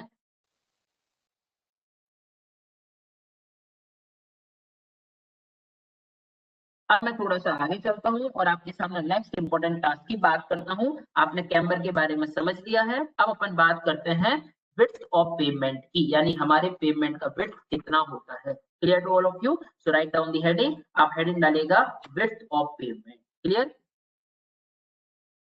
मैं आपके सामने डिस्कस करता हूँ विड्थ ऑफ पेमेंट के लिए। If I will talk about width of payment, अगर मैं विड्थ ऑफ पेमेंट की आपके सामने बात करूंगा, okay just a wait please, अपन थोड़ा सा इसमें स्लाइड्स ऐड कर लेते हैं।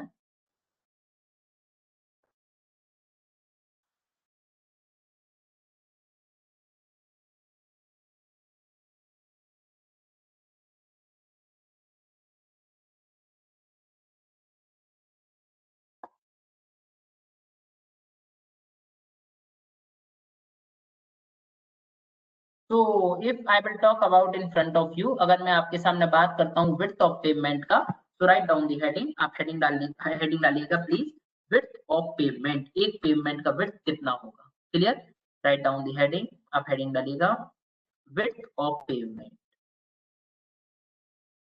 If I will talk about width of payment,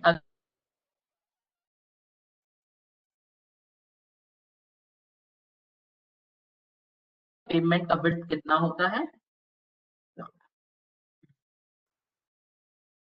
if I will talk about width of pavement. Clear, अगर मैं विड्थ ऑफ पेमेंट की आपके सामने बात करूंगा, सो जैसे सपोज दैट मैं आपके सामने एक इस तरीके से पेमेंट को कंसीडर किया, this is our payment here, ठीक है ना। अच्छा पहले तो मुझे ये समझना जरूरी है कि सिंगल लेन सिंगल वे का मतलब क्या होता है ना, सिंगल लेन टू वे का मतलब क्या होता है, what do you mean about single lane for what do you mean about two way four lane road, है ना, ये सब मुझे समझने में कंफ्यूजन होता है, तो बहुत ध्यान से समझिएगा। जैसे सपोज दैट मैंने आपसे बोला इस तरीके से मुझे किसी भी रोड का टॉप व्यू दिखाई दे रहा है, बहुत ध्यान से समझने की कोशिश करना, सपोज दैट इस तरीके से मुझे किसी भी रोड का टॉप व्यू दिखाई दे रहा है, this is a top view of road, ये किसी भी कोई भी रोड का मैंने टॉप व्यू बना दिया, ठीक है ना, इस तरीके से टॉप व्यू बना दिया। अब एक बात सुनना हो, बात को बहुत ध्यान से समझने की कोशिश करना, मैंने आपको बोला, मैंने बोला ये रोड कुछ इस तरीके से बनाया है मैंने कि इस रोड पर, ये रोड कुछ इस तरीके से मैंने बनाया है कि इस रोड पर क्या है, एक तरफ से व्हीकल जा सकते हैं और दूसरी तरफ से व्हीकल आ सकते हैं। Clear to all of you? तो कितने रास्ते हो गए? 2 रास्ते हो गए। एम आई राइट और रॉन्ग? तो एक तरफ से जाना, दूसरी तरफ से आना, तो इसका मतलब है ये 2 वे है। और यहाँ पर कितने लेन है? तो this is our first lane, this is our second lane, तो ये क्या हो जाएगा? 2 way 2 lane road. Clear to all of? This is as a 2 way 2 lane road. अगर मान लो ऐसी कोई कंडीशन हो जाती, अगर मान लो ऐसा कोई कंडीशन हो जाता कि road is looking like this, इस तरीके से मुझे रोड दिखाई देता, अगर मान लो रोड कुछ इस तरीके से दिखाई देता, road is looking like this, अगर ये रोड इस तरीके से दिखाई देता और मैं आपसे बोलता कि सर ये सेक्शन में आना, तो कितने रास्ते हो गए? आपने बोला sir it is 2 way. Am I right और रॉन्ग? और कितनी लेन है? This is first lane, this is second lane, this is third lane, this is fourth lane, तो ये 2 वे कौन सा लेन हो गया? It is 2 way 4 lane. समझ में आया? तो 2 वे 4 लेन, 2 वे 2 लेन का मतलब क्या होता है? आई थिंक आप समझ चुके हो। क्लियर? अब देखो,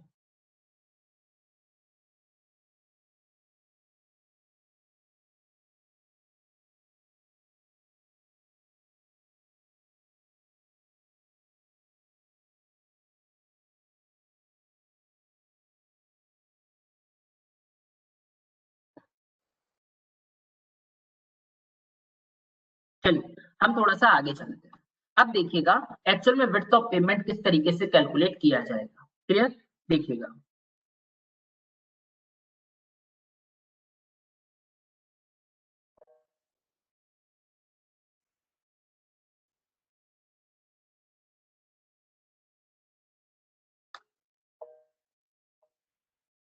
आई will talk about width of payment. मैं आपके सामने विड्थ ऑफ पेमेंट की बात कर रहा था, सो मैंने आपके लिए 2 वे 2 लेन और 2 वे 4 लेन का मतलब समझाया। देखिए एक्चुअल में अगर मान लो मैं आपके लिए बात करता हूँ, सपोज दैट इस तरीके से आपके लिए एक 1 लेन का रोड दिया हुआ है, मैं उसका क्रॉस सेक्शन व्यू बनाऊं, तो क्रॉस सेक्शन व्यू से मुझे पेमेंट का विड्थ दिखाई देगा। अगर मैं क्रॉस सेक्शन व्यू की आपके सामने बात करता हूं, तो क्रॉस सेक्शन व्यू से मुझे उस पेमेंट का विड्थ दिखाई देगा। क्लियर? देखिए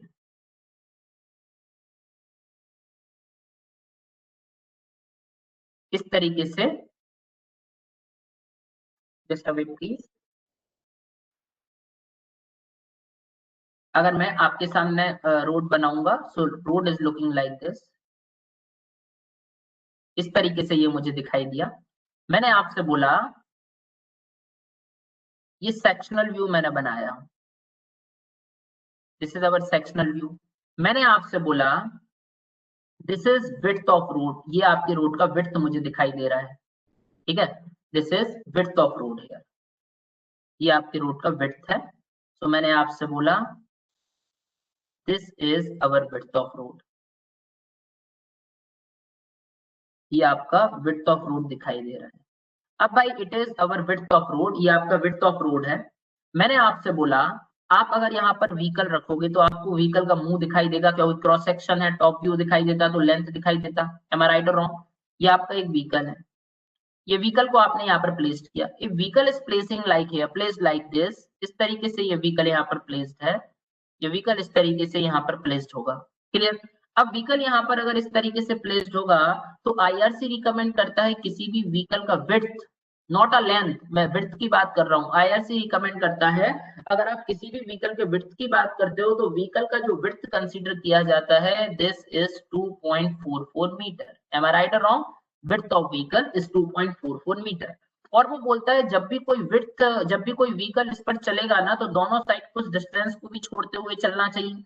तो बोला कितने डिस्टेंस छोड़ते हुए कर चलना चाहिए? तो दोनों तरफ लगभग लगभग, अगर मैं बात करूं आपके सामने, तो दोनों तरफ approximate 0.65 metre here and 0.65 metre here, इतना डिस्टेंस को उसको छोड़ते हुए चलना चाहिए।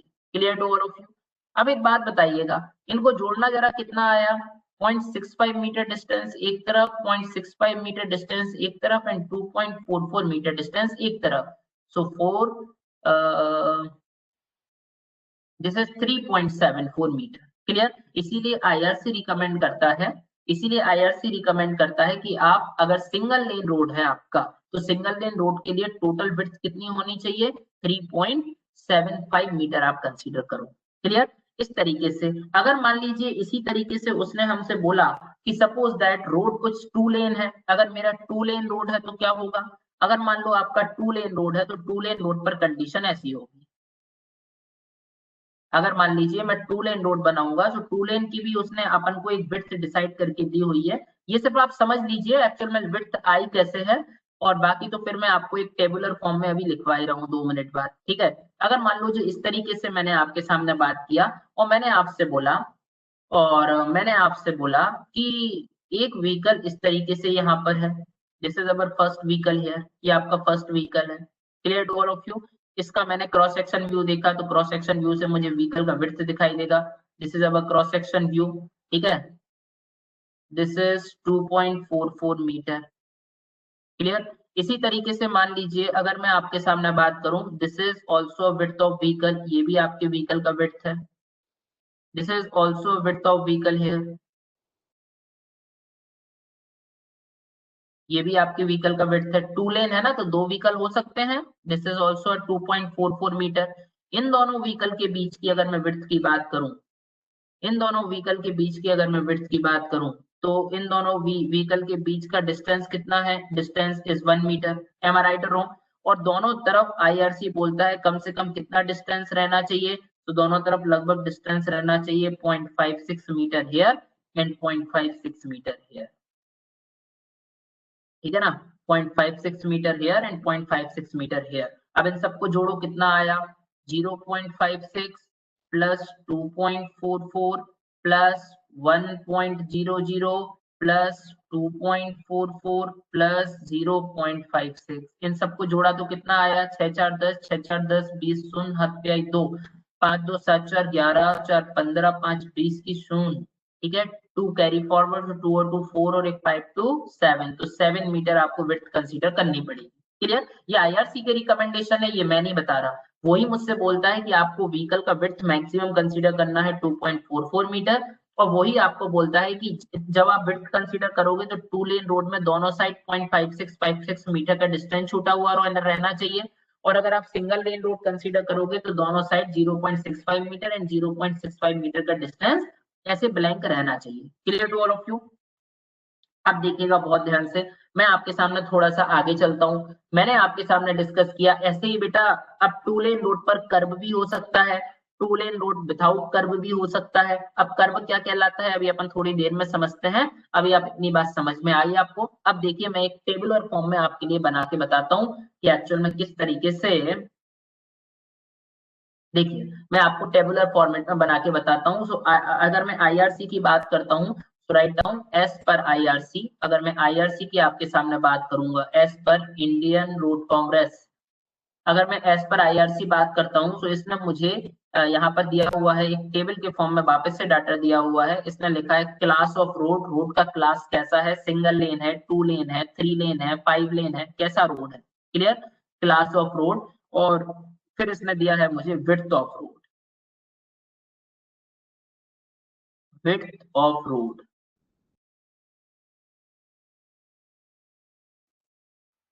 Class of road and width of road. बहुत ध्यान से समझने की कोशिश करना क्या होता है।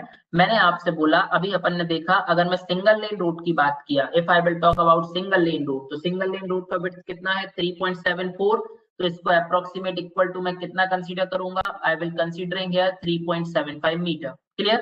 तो देखिएगा यहाँ पर मैं आपसे लिखता हूँ क्लास ऑफ, मैं आपके सबसे पहले लिखता हूँ सिंगल लेन रोड, अगर सिंगल लेन रोड है तो क्या होगा? If I will talk about single lane road, अगर मान लीजिए मेरे पास सिंगल लेन रोड है तो विड्थ ऑफ रोड मुझे कंसीडर करनी है 3.75 मीटर। अगर मान लीजिए मैं आपके सामने डिस्कस करता हूँ second important task, 2 lane road without curve. अब कर्व क्या होता है इसके लिए आप थोड़ा सा रुकिएगा, सिर्फ टेबल लिख लो पहले। 2 lane road, 2 lane road without curve,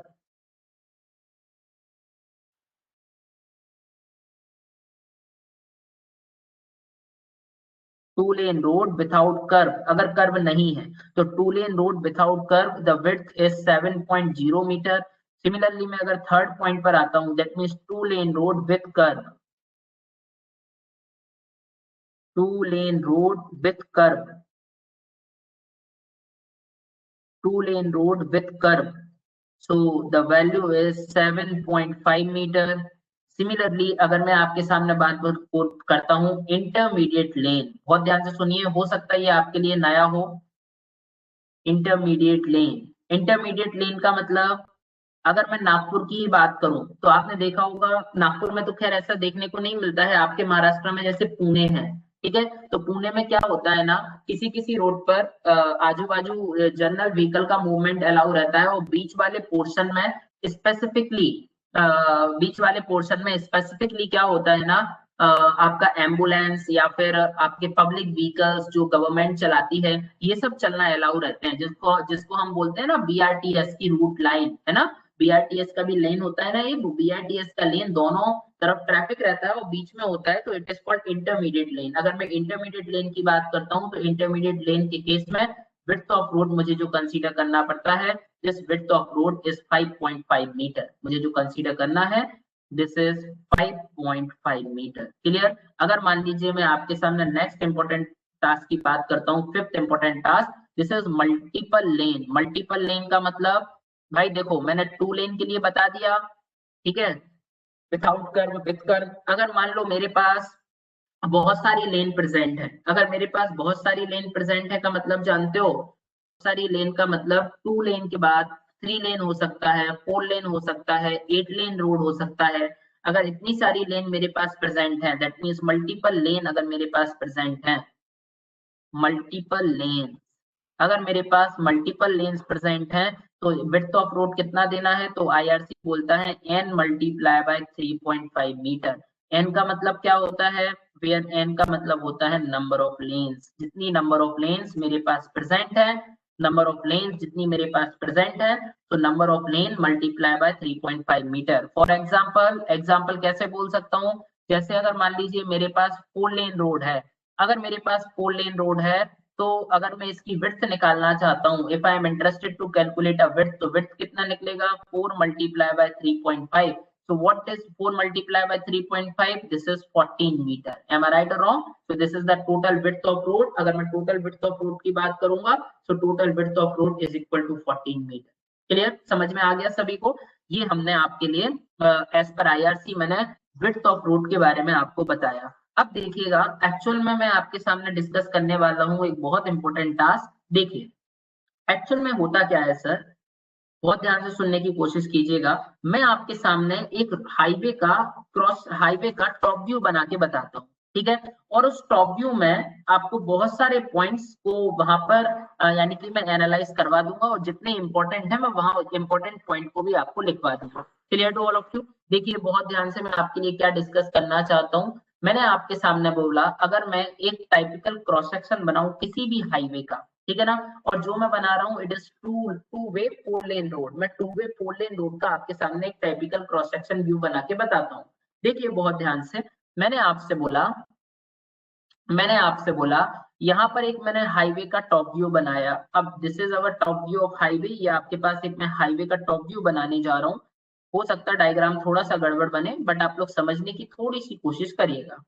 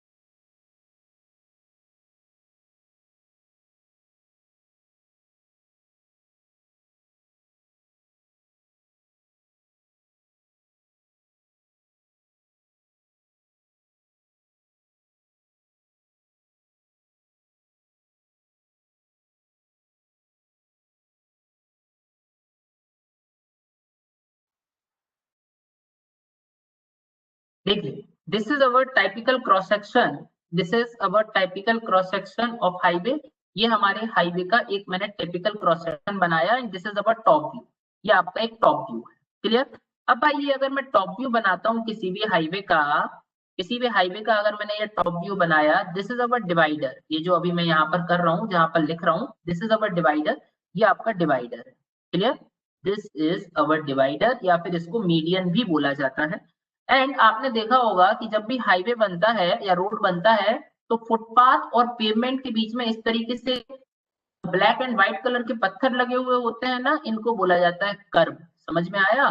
this is called as curve, ये कर्व कहलाते हैं, clear. This is generally called as curve, मैं इसको कर्व बोला।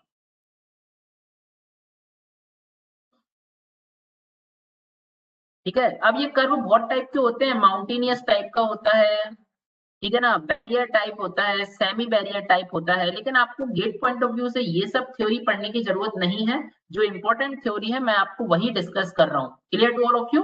अब देखिएगा बहुत ध्यान से, मैंने आपके सामने बोला दिस इज अवर मीडियन, ये आपका मीडियन होता है, मीडियम, या फिर इसको डिवाइडर बोला जाता है, ठीक है ना। इसी तरीके, अच्छा, डिवाइडर का width should never be less than 1.5 metre in any case, किसी भी केस में डिवाइडर का विड्थ 1.5 मीटर से कम नहीं लिया जाता, क्लियर।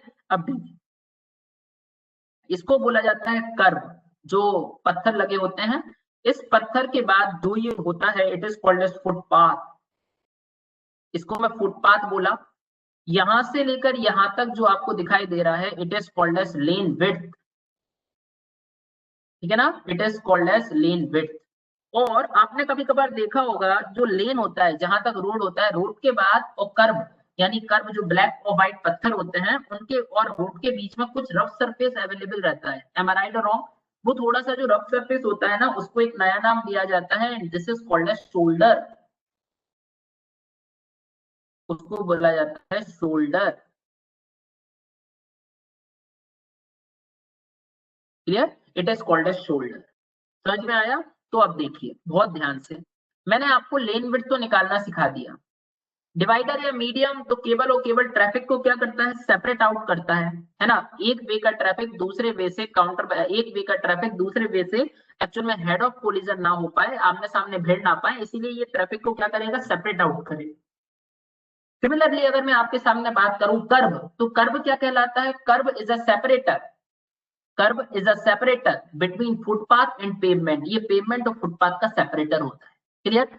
शोल्डर का मतलब क्या होता है, शोल्डर का मतलब होता है कुछ फुटपाथ यानी कर्व और पेवमेंट के बीच में कुछ सरफेस को छोड़ दिया जाता है, उसको मैं शोल्डर बोलता हूँ, clear to all of you. Shoulder को छोड़ने का मेन पर्पस क्या है, मेन पर्पस है कुछ इमरजेंसी पर्पस के लिए कुछ स्पेस को छोड़ देना। इमरजेंसी पर्पस दैट मीन्स हो सकता है हमारा व्हीकल खराब हो गया हो सकता है हमें अपने व्हीकल को रिपेयर करवाना हो सकता है हमें ओवरटेकिंग ऑपरेशन को परफॉर्म करना हो सकता है हम किसी को देख रहे हो सकता है किसी से फोन पर बात कर रहे हो, तो हम क्या करेंगे, ट्रैफिक को डिस्टर्ब नहीं करेंगे, साइड में आएंगे, शोल्डर पर व्हीकल को थोड़ा सा साइड में करके देन हम अपना पर्सनल काम करके थोड़ा सा देन हम आगे बढ़ जाएंगे, clear to all of you. लेकिन आपको यहाँ पर एक बात क्या याद रखनी है, आपको ये बात याद रखनी है कि जो शोल्डर है ना बेटा, इस शोल्डर का width two lane two way के लिए, ये मैंने टू लेन टू वे बनाया है, एम आई राइट और wrong, two way four lane बनाया है, देखो एक तरफ से आना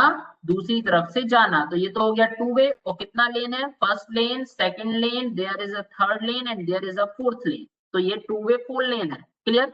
मुझे आपको जो यहाँ पर स्टेटमेंट याद रखवाना है, वो स्टेटमेंट क्या याद रखना है आपको, आपको हमेशा याद रखना है और यहाँ पर आपको एक नोट पॉइंट लिख लेना है कैम्बर के लिए, बाकी सब तो ठीक है, बाकी सब उतना खास नहीं है, आपको एक छोटा सा नोट पॉइंट लिख लेना है कि shoulder of camber, shoulder of camber, या फिर ऐसा लिखिए camber of shoulder, camber of shoulder should not camber of shoulder always always be 0.5% steeper than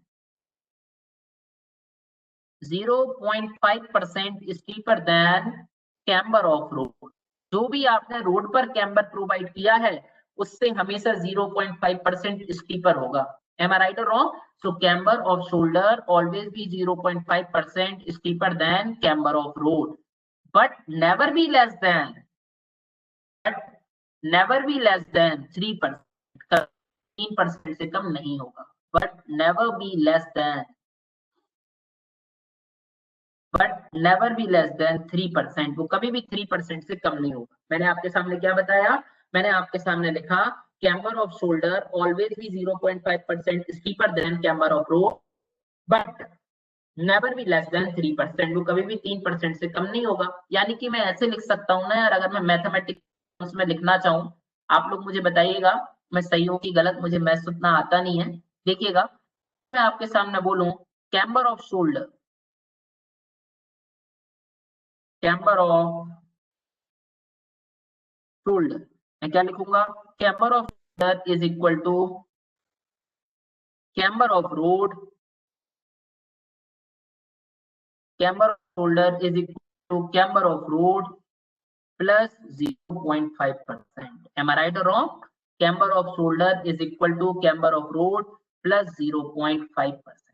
ठीक है, दिस इज द फॉर्मूला। लेकिन इसकी value should never be less than, कभी भी लेस नहीं होनी चाहिए, कितने परसेंट से? 3%। ये आपको याद रखना है। कोई आपसे पूछ ले क्यों स्टीपर प्रोवाइड किया, क्यों और ज्यादा स्टीपर कर दिया, तो उसका करने का एक ही रीजन है, क्योंकि सर जो शोल्डर बनाया जाता है ना, वो शोल्डर थोड़ा सा रफ सरफेस है। ठीक है ना, रफ सरफेस से अगर पानी को ट्रेन करना है तो और स्टीपर करना पड़ेगा कि नहीं करना पड़ेगा? करना पड़ेगा। इसीलिए मैंने 0.5% और स्टीपर कर दिया, but should never be less than 3%, इसकी वैल्यू कभी भी 3% नहीं होनी चाहिए। Clear to all of you? चलिए अब अपन थोड़ा सा आगे बढ़ते हैं। मैंने आपसे बोला, और इसके बाद अपन ने बाकी सब तो पढ़ ही लिया है कि भाई डिवाइडर की अगर मैं बात करूं, डिवाइडर या फिर मीडियन का मतलब होता है जो केवल और केवल ट्रैफिक को सेपरेट आउट करे। अगर मैं कर्व की बात करूं तो कर्व का मतलब क्या होता है? Curve is a separator between footpath and pavement. Pavement और फुटपाथ के बीच की अगर मैं सेपरेटर की बात करता हूं तो वो कर्व, कर्व का काम होता है। Curve is a separator between footpath and pavement. ठीक है ना? It is also provide lateral stability of pavement. पहले के टाइम में लेटरल स्टेबिलिटी कर्व प्रोवाइड था, अब आज के टाइम में मैंने कर्व को कर्व में कन्वर्ट कर दिया। समझ में आया? तो ये पॉइंट लिख लीजिएगा, it is also very very important, नहीं तो बोलोगे आप लोग की साले आया नहीं। चलिए देखिएगा क्या है। मैंने आपसे write down another note please, आप फिर से नोट लिखिएगा। नोट क्या है? मैंने आपसे लिखा divider is a separator, divider is a separator between footpath and pavement, between footpath and pavement. Divider is a separator between footpath, sorry, not a divider. Curb is a separator between footpath and pavement. Curb is a separator between footpath and pavement. They also provide, next point में लिख लीजिएगा आप लोग, they also provide,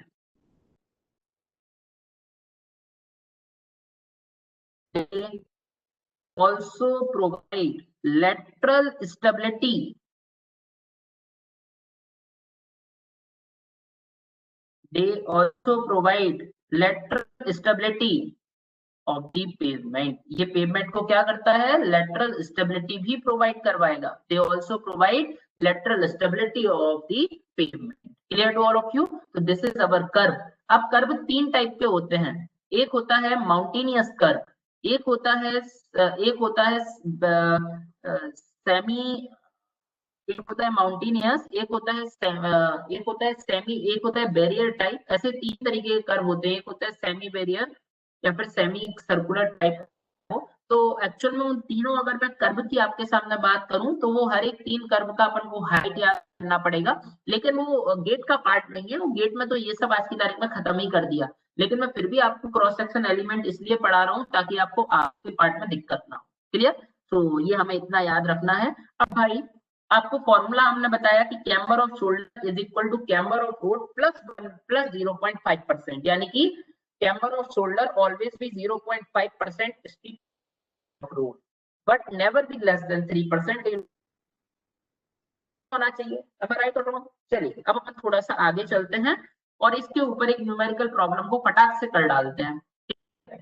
problem like this, इस तरीके से आपको एक प्रॉब्लम गिवन है। This is a problem, this is a previous ESE problem, ये ईएसई की प्रॉब्लम है प्रीवियस। इसने मुझसे बोला if if camber of road is equal to, if camber of road is 2%, find the value of, find the value of camber of shoulder, find the value of camber of shoulder। आप camber of shoulder का value find कर दो, find the value of camber of shoulder. आप camber of shoulder का value कर दो, यदि camber of road कितने परसेंट है, 2% है। Clear to all of you. तो देखिएगा अगर मैं कैम्बर ऑफ शोल्डर निकालना चाहता हूं, if I am interested to calculate camber of shoulder,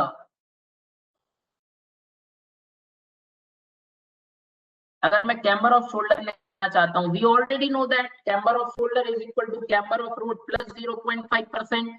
तो कैम्बर ऑफ रोड कितना है, 2% और plus 0.5%। What is the value here, the total value is equal to 2.5%। Am I right और रॉन्ग? टोटल वैल्यू आ गई आपके पास 2.5%, बट 5% प्रोवाइड नहीं कर सकते क्योंकि मैंने आपको लिखवाया है they never be less than 3%, 3% से कम नहीं होनी चाहिए। आई कितनी, 2.5, इसलिए प्रोवाइड कितना करूंगा, प्रोवाइड कितना करूंगा, प्रोवाइड कर दूंगा 3%। तो अगर मैं इसको, बिकॉज मैंने हमेशा बताया है camber of shoulder is equal to camber of road plus 0.5%, but never be less than 3%। Clear. अब देखिए ये सेकंड पार्ट खत्म किया, it is our second part, यानी कि सेकंड पार्ट का वाला चैप्टर यानी कि इंट्रोडक्शन पार्ट यहाँ पर खत्म हो।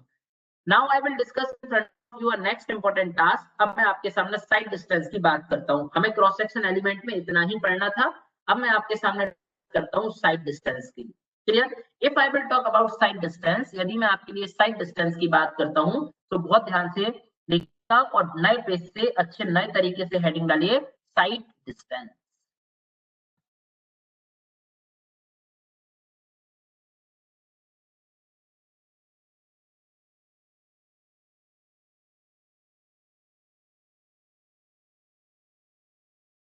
यदि मैं आपके सामने साइड डिस्टेंस की बात किया, if I will talk about side distance, यदि मैं आपके सामने साइड डिस्टेंस की बात किया, मैंने आपके लिए बताया है साइड डिस्टेंस का मतलब होता है, साइड डिस्टेंस का मतलब होता है किसी भी हाईवे पर प्रोवाइड किया जाने वाला वो मिनिमम डिस्टेंस, इस डिस्टेंस में कोई भी व्हीकल ऑपरेशन को परफॉर्म करेगा। Clear to all of you. Operation क्या क्या हो सकते हैं, इट में भी किसी भी व्हीकल को स्टॉप होना है तो कितनी लेंथ रिक्वायर्ड है, कितना डिस्टेंस रिक्वायर्ड है। अगर एक व्हीकल को दूसरे व्हीकल को ओवरटेक करना है तो कितना लेंथ है। समझ में आ रहा है आप लोगों को? साइड डिस्टेंस का मतलब है बेटा, साइड डिस्टेंस का मतलब होता है ऐसा मिनिमम डिस्टेंस जो किसी भी हाईवे पर प्रोवाइड किया जाता है, a minimum distance which is provided on a highway to perform a some operation by the vehicle. Vehicle के द्वारा कुछ ऑपरेशन को परफॉर्म करने के लिए जो भी मिनिमम डिस्टेंस किसी भी हाईवे पर प्रोवाइड किया जाता है, it is called as sight distance. Clear. अगर मैं साइड डिस्टेंस की बात करूं तो साइड डिस्टेंस तीन तरीके की होती है। अगर मैं साइड डिस्टेंस की बात करता हूं तो साइड डिस्टेंस तीन तरीके का होता है। First type of side distance जो होगा उसको बोला जाता है एसएसडी, और जिसका नाम आप सभी बच्चे जानते हो, it is called as stopping sight distance. इसको शॉर्ट फॉर्म में एसएसडी बोला जाता है, full form is stopping sight distance. Clear to all of you. Second type का जो साइड डिस्टेंस होता है, सेकेंड टाइप का sight distance is called as OSD. सभी बच्चे इसका भी फुल फॉर्म जानते हैं। इसका फुल फॉर्म क्या होता है, if I will talk about OSD, अगर मैं ओएसडी की बात करूं तो ओएसडी का फुल फॉर्म होता है overtaking side distance. Clear. Second अगर मैं बात करता हूं तो सेकंड होता है ओवरटेकिंग साइड डिस्टेंस। अगर मान लीजिए मैं आपके सामने थर्ड साइड डिस्टेंस की बात करता हूं तो थर्ड साइड डिस्टेंस होता है आईएसडी। आईएसडी का मतलब होता है intermediate side distance. Intermediate sight distance. Clear? It is the third type of sight distance. It is intermediate sight distance. ठीक है? Now I will firstly discuss in front of you. मैं आपके सामने सबसे पहले जो डिस्कस करता हूँ first type sight distance discuss करूंगा. This is SSD. देन मैं आपके सामने साइट डिस्टेंस डिस्कस करूंगा OSD, and then I will discuss you another sight distance. It is ISD. Clear? तो आज अपन जो स्टार्ट करते हैं वो SSD को स्टार्ट करते हैं, स्टॉपिंग साइट डिस्टेंस. क्लियर? देखिए बहुत ध्यान से. If I will talk about SSD, अगर मैं SSD की आपके सामने बात किया, राइट डाउन दी हेडिंग. सभी बच्चे यहाँ पर हेडिंग डाल लीजिएगा. हेडिंग डालिए first type of site distance. This is SSD या फिर स्टॉपिंग साइट डिस्टेंस. क्लियर? देखिए मैंने आपसे बोला स्टॉपिंग साइट डिस्टेंस किसी भी हाईवे पर प्रोवाइड किया जाने वाला वो मिनिमम डिस्टेंस है जब जितनी लेंथ में या जितनी डिस्टेंस में आपका व्हीकल सेफली स्टॉप हो जाए without any collision by object से, विदाउट एनी कोलिजन, बिना भिड़े हुए आपका व्हीकल सेफली स्टॉप हो जाता है जितनी डिस्टेंस में, उसको मैं स्टॉपिंग साइट डिस्टेंस बोलता हूँ. एक्चुअल में होता क्या है, आप जैसे भी किसी भी तरीके, मान लो कि आप सभी ड्राइविंग करते होगे, कोई स्कूटी चलाता होगा, कोई बाइक चलाता होगा, कोई कार चलाता होगा, कोई ट्रैक्टर चलाता होगा, अरे कुछ नहीं तो साइकिल तो चलाते ही होगे, ठीक है, और कुछ नहीं तो पैदल चलते होगे. हम क्या करते हैं, सबसे पहले सपोज दैट हमारे सामने कोई ऑब्स्ट्रक्शन आया तो हम तुरंत ब्रेक नहीं मारते, है ना, हम तुरंत ब्रेक को अप्लाई नहीं करते हैं. ये एक इंडियन की बहुत भयानक वाली टेंडेंसी है. हम क्या करते हैं सर, हम सबसे पहले हम ऑब्स्ट्रक्शन देखें, हमेशा ड्राइवर सीन दी ऑब्स्ट्रक्शन, सबसे पहले ड्राइवर ऑब्स्ट्रक्शन को देखेगा. भले ही कुछ टाइम वेस्ट होगा, कुछ टाइम तो वेस्ट होगा. इतनी देर वो ऑब्स्ट्रक्शन को देख रहा है, व्हीकल स्टॉप नहीं है, व्हीकल मोशन में ही है. Am I right or wrong? Driver सबसे पहले ऑब्स्ट्रक्शन को देखेगा, देखने के बाद ब्रेक को अप्लाई करेगा, ब्रेक अप्लाई करने के बाद आपका व्हीकल कुछ डिस्टेंस चलेगा और स्टॉप हो जाएगा. तो बेटा ड्राइवर को देखने से लेकर व्हीकल के स्टॉप होने तक जो जितना भी डिस्टेंस हमारे हाईवे पर अवेलेबल होता है या प्रोवाइड किया जाता है, उस डिस्टेंस को मैं SSD बोलता हूँ. Clear to all of you? मैंने आपसे बोला SSD का मतलब होता है SSD is the minimum distance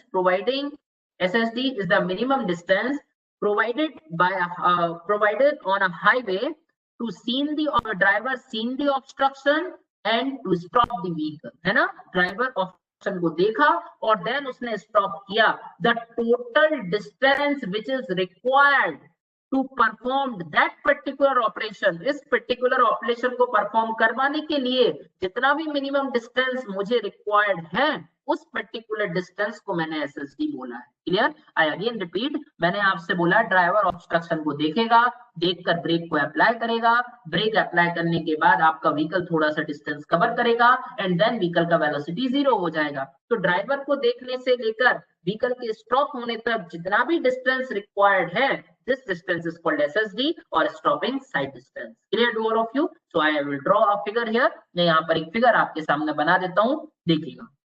Suppose that it is our road surface, ये आपका रोड सरफेस है. This is our road surface, ये आपका एक रोड सरफेस है. Clear to all of you? देखिए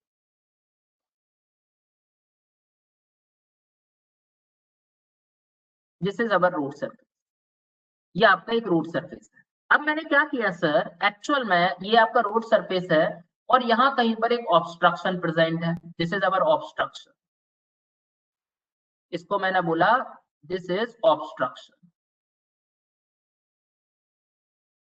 एक ऑब्स्ट्रक्शन प्रेजेंट है. मैंने क्या कहा, मैंने आपसे बोला एक ये व्हीकल यहाँ पर आ रहा था और इस व्हीकल को ड्राइवर ही चला रहा होगा. एम आई राइट और रॉन्ग आइडिया? जैसे एक ये व्हीकल है तो सबसे पहले इस पोजीशन पर आकर driver seen the obstruction, driver ने ऑब्स्ट्रक्शन को देखा. क्लियर? जब ड्राइवर ने ऑब्स्ट्रक्शन को देखा, जब उस व्हीकल का वेलोसिटी कितना था, व्हीकल का वेलोसिटी इज v, उस व्हीकल का वेलोसिटी उस टाइम v था. जब ऑब्स्ट्रक्शन को ड्राइवर ने देखा, जब ड्राइवर ने ऑब्स्ट्रक्शन को देखा, तब उस व्हीकल का वेलोसिटी इज v वेलोसिटी था.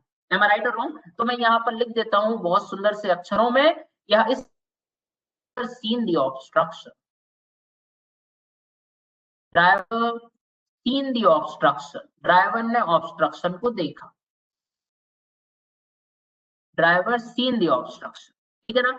ड्राइवर ने ऑब्स्ट्रक्शन को देखा, देखने में अरे कुछ टाइम तो वेस्ट किया होगा, ऑब्स्ट्रक्शन को देखा और देन वो ब्रेक को अप्लाई करेगा। सबसे पहले ड्राइवर ऑब्स्ट्रक्शन देखा और ब्रेक को अप्लाई किया, ब्रेक को अप्लाई किया, देखकर ब्रेक को अप्लाई करने में उसका कुछ टाइम वेस्ट हुआ होगा, उस टाइम वेस्ट को मैंने रिएक्शन टाइम बोला, यानी जितनी देर में वो रिएक्ट किया। ब्रेक को अप्लाई करेगा, देखकर, देखा और देखकर ब्रेक को अप्लाई किया, मतलब वो रिएक्ट किया।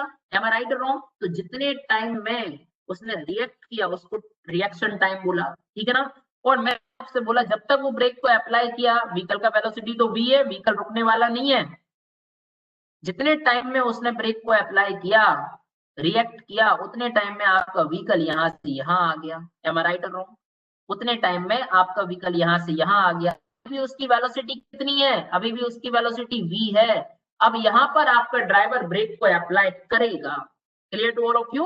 तो मैंने आपसे बोला इस पोजीशन पर ड्राइवर अप्लाइंग ब्रेक कर रहा है, ठीक है ना। Present continuous, present continuous tense की बात कर रहा हूं सर, ड्राइवर अप्लाई नहीं लिख रहा हूं, driver applying brake. Clear to all of you?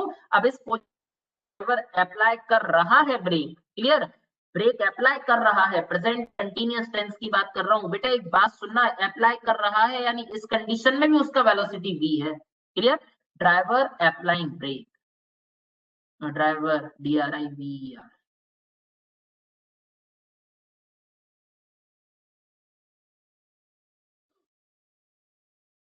Driver applying break.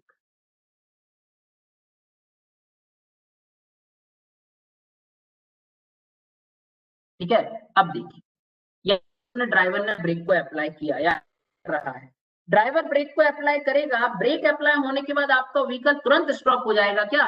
Vehicle भगवान थोड़ी ना है यार। एम आई राइट और रॉन्ग? एक्चुअल में ड्राइवर के ऑब्स्ट्रक्शन को देखने से लेकर ब्रेक को अप्लाई करने के बीच कितना टाइम लगा? तो मैंने बोला जो टाइम लगा it is TR, that means reaction time यहाँ पर लगा। एम आई राइट और रॉन्ग? इतने टाइम में वो रिएक्ट किया होगा, सो this is our reaction time. ठीक है, अब देखना जादू दिखाता हूँ आपको। व्हीकल को मैंने अप्लाई, व्हीकल ने जैसे ही ब्रेक को अप्लाई किया, sir if vehicle is applying, जैसे ही ब्रेक को अप्लाई किया, देखो क्या हुआ, आपका व्हीकल कुछ डिस्टेंस चलेगा और कुछ डिस्टेंस चलने के बाद, अरे यार ये हो गया, इसको just a wait please,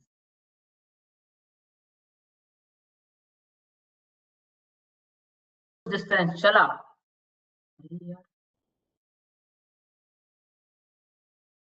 vehicle कुछ डिस्टेंस चला और यहाँ पर जाकर आपका व्हीकल स्टॉप हो। Clear to all of you? ऐसा ही होगा ना एकदम? ऐसा तो नहीं होता ना कि आप ब्रेक अप्लाई करो, ब्रेक अप्लाई जहां पर किया वहीं पर व्हीकल रुक जाए, अरे इम्पॉसिबल टास्क है भैया, तोते उड़ जाएंगे, समझ रहे हो? ऐसे नहीं रुकता व्हीकल। व्हीकल अगर आपने ब्रेक को अप्लाई किया है तो ब्रेक अप्लाई करने पर क्या होगा, if you are applying a brake, अगर आपने ब्रेक को अप्लाई किया है तो रोटेशन मोशन तो स्टॉप हो जाएगा, लेकिन सर ट्रांसलेशन मोशन तो कुछ रहेगा उसमें। Clear to all of you? कुछ ना कुछ ट्रांसलेशन मोशन यहाँ पर रहेगा। तो देखिएगा बहुत से मैं आपके सामने क्या डिस्कस करना चाहूँ।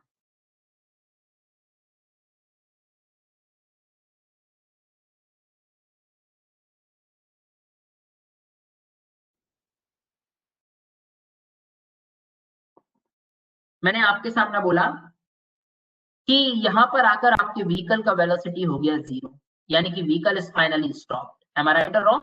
व्हीकल का वेलोसिटी इज 0, यानी मैं ऐसे लिख सकता हूँ कि इस पोजीशन पर आकर आपका व्हीकल क्या हो गया, स्टॉप हो गया। तो व्हीकल स्टॉप्ड,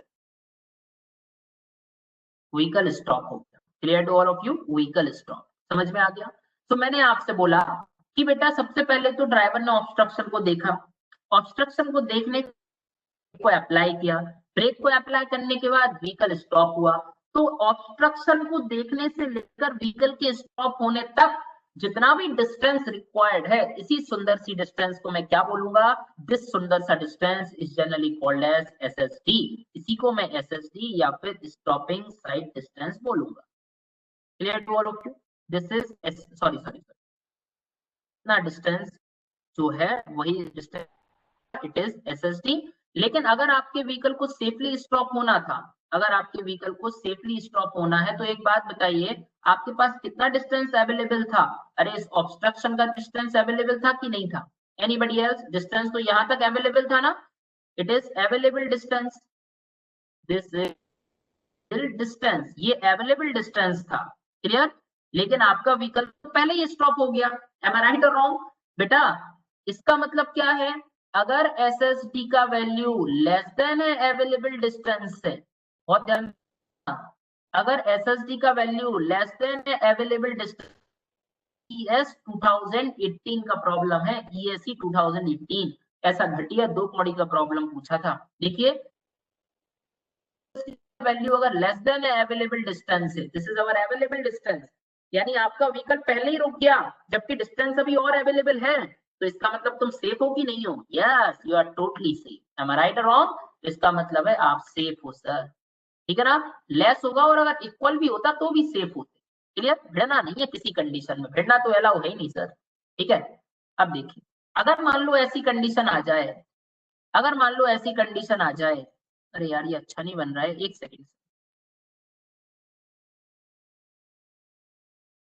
अगर मान लो ऐसी कंडीशन आ जाए कि एसएसडी का वैल्यू ग्रेटर हो जाए अवेलेबल डिस्टेंस से, यानी डिस्टेंस कम है लेकिन आप कल और ज्यादा लेंथ में स्टॉप हो पाएगा, clear to all of you? SSD is greater than available distance,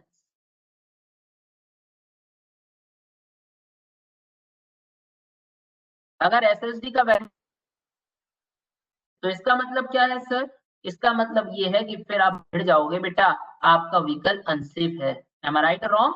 आप अनसेफ, समझ में आया सभी को? ये एक छोटा सा टास्क अपन को यहाँ पर डिस्कस करना है। अब एक बात सुनना, मैंने आपसे बोला रिएक्शन टाइम में, यानी कि आपके ड्राइवर ने ऑब्स्ट्रक्शन को देखा, driver seen the obstruction and applying the brake, then after applying the brake ना, उसने सबसे पहले ऑब्स्ट्रक्शन को देखा, ने ब्रेक को अप्लाई किया, तो ऑब्स्ट्रक्शन को देखने से लेकर ब्रेक को अप्लाई करने के बीच में जो भी टाइम लगा, उस टाइम को रिएक्शन टाइम बोला।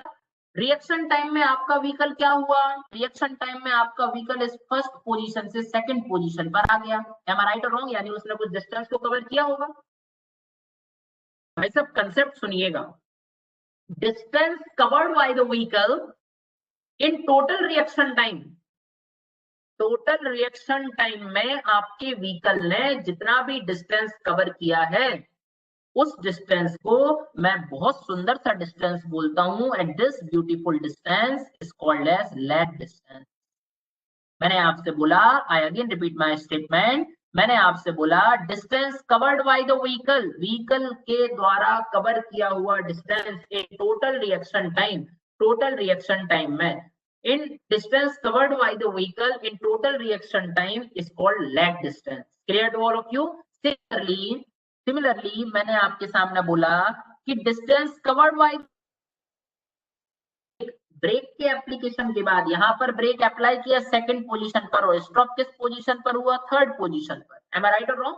सो distance covered by the vehicle after application of brake, brake के एप्लीकेशन के बाद आपके व्हीकल ने जितना डिस्टेंस कवर किया और देन व्हीकल का वेलोसिटी 0 हो गया, उस डिस्टेंस को मैंने ब्रेकिंग डिस्टेंस बोल दी, clear to all of you? So distance covered by the vehicle after application of brake is called as braking distance, उसको मैंने ब्रेकिंग डिस्टेंस बोल दी, समझ में आया सभी को? ब्रेकिंग, ठीक है? यानी कि बच्चा एक बात तो समझ गया, क्या समझ गया? कि सर अगर मैं टोटल निकालना चाहता हूँ ना, if I am interested to calculate a total SSD, अगर मैं टोटल एसएसडी निकालना चाहूँ, तो सर अगर मैं टोटल एसएसडी निकालूंगा, तो total SSD is the summation of lag distance plus braking distance, clear or not? तो मैं यहाँ पर लिख देता हूँ, यहाँ पर लिख देता हूँ आपका एक ये बहुत इंपॉर्टेंट स्टेटमेंट, स्टेटमेंट देखिए क्या है? स्टेटमेंट है, अगर मैं टोटल एसएसडी की बात करूंगा, so total stopping sight distance is the summation of lag distance plus braking distance, is the summation of leg distance plus braking distance.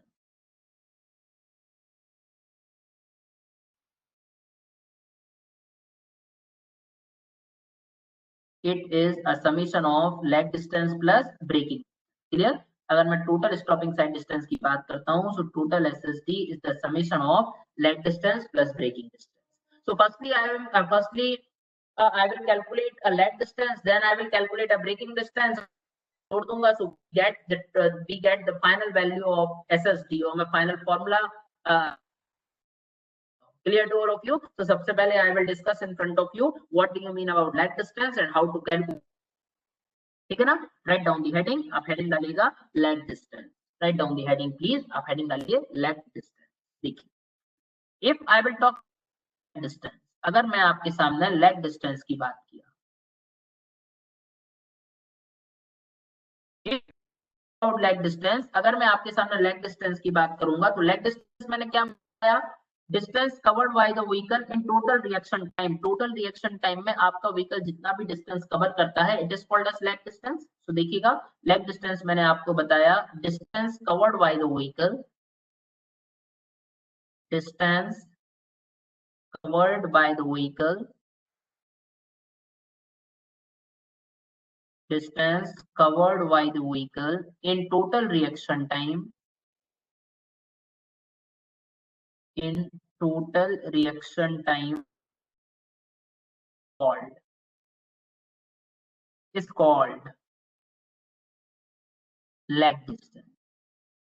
Clear? Distance covered by the vehicle in total reaction time is called leg distance. उसको मैंने leg distance को. Clear? अब एक बात सुनना, अगर मान लीजिए मैं लेग डिस्टेंस की वैल्यू निकालना चाहता हूं, बच्चे बहुत ध्यान से बहुत अच्छे से एक बात जानते हैं कि डिस्टेंस इज इक्वल टू क्या होता है? डिस्टेंस इज इक्वल टू होता है velocity multiply by time. Am I right और रॉन्ग? तो उस कंडीशन में अगर मैं लेग डिस्टेंस की वैल्यू निकालना चाहूँ तो यहाँ पर वेलोसिटी कितना है व्हीकल का? Velocity is v, velocity is v, और टाइम कितना है? Reaction time is tr. tr time लगा यहाँ से यहाँ तक जाने में. तो यानी कि मैं ऐसा लिख सकता हूँ कि lag distance is equal to क्या हो सकता है? Velocity multiply by time, that means reaction time v into tr. It is the value of lag distance, lag distance का वैल्यू. क्लियर? लेकिन this value is valid only when, जब velocity is in, velocity,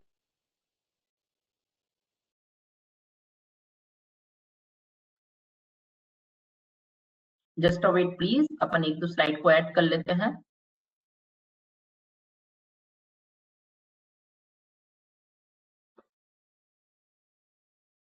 देखिए, तो मैंने आपके सामने बोला this formula is valid जब वेलोसिटी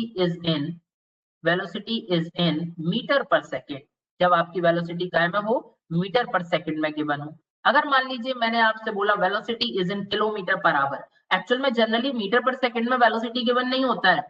जनरली वेलोसिटी काय में गिवन होगा? जनरली वेलोसिटी गिवन होगा बेटा मीटर पर सॉरी किलोमीटर पर आवर में. क्लियर? तो एक बात बताना, मैं यहाँ पर लिखता हूँ किलोमीटर पर आवर, ठीक है, इसको मीटर पर सेकंड में कन्वर्ट करूंगा तो क्या हो जाएगा? 1000 metre dividing by 3600 second. Am I right और रॉन्ग माय डियर? तो देखिए, अगर मैं इसको सॉल्व करूं तो ये कितना आ जाएगा? ये आ जाएगा 5/18, 5/18 मीटर पर सेकंड. और मैं इसको सॉल्व करूंगा तो यहाँ पर कितना आ जाएगा? 0.278 मीटर पर सेकंड. अरे फीलिंग समझ रहे हो? फीलिंग्स कैसी आ रही है सर? फीलिंग ऐसी आ रही है कि अगर मैं मीटर पर सेकंड में 0.278 का मल्टीप्लाई कर दूं तो वो काय में कन्वर्ट हो जाएगा? किलोमीटर पर आवर में कन्वर्ट हो जाएगा. एम आई राइट और रॉन्ग? तो बस फटाफट कर दो बेटा. लेग डिस्टेंस, अगर मैं लेग डिस्टेंस की बात करता हूं तो लेग डिस्टेंस कितना होगा? 0.278 T multiply by TR. Clear to all of you? This is the value of leg distance.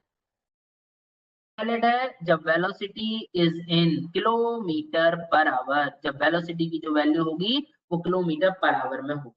Clear? लेकिन सर मुझे एक बात बार बार परेशान कर रही है. मैंने कहा क्या परेशान कर रहा है? आपके लिए ये परेशान कर रहा है कि sir what do you mean about TR? TR का मतलब क्या होता है ना?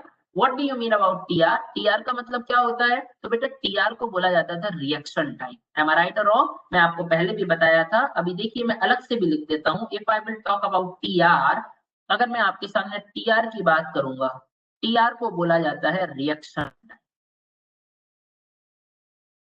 TR is called as reaction time. Clear? अब ये टीआर काय पर डिपेंड करता है? तो टीआर की value depend on PIEV theory. कौन सी theory? TR depends on value of TR. मैं ऐसे लिख देता हूं, TR depends on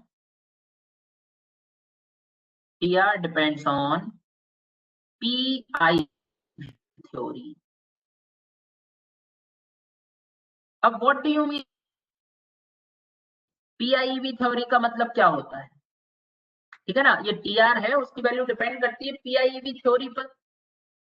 what do you mean about PIEV theory? PIEV theory का मतलब क्या है? ठीक है ना, यानी कि मैं ऐसे लिख सकता हूँ, एक्चुअल में अगर मैं टोटल रिएक्शन टाइम निकालना चाहता हूँ तो रिएक्शन टाइम होता है P plus I plus E plus V। Clear to all of you? अब what do you mean about P? P का मतलब क्या है? What do you mean about I? What do you mean about E? And what do you mean about V? Clear? तो सबसे पहले मैं P की बात करता हूँ। If I will talk about P, अगर मैं P की बात करूंगा तो P का मतलब होता है perception. If I will talk about P, अगर मैं P की बात करता हूं तो P का मतलब होता है perception.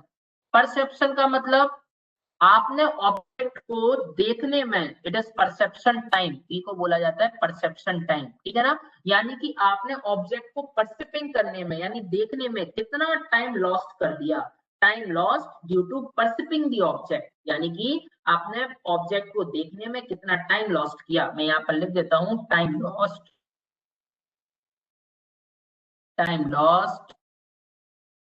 due to perceiving the object। आपने ऑब्जेक्ट को देखने में कितना टाइम लॉस्ट किया, it is called perception time. Clear?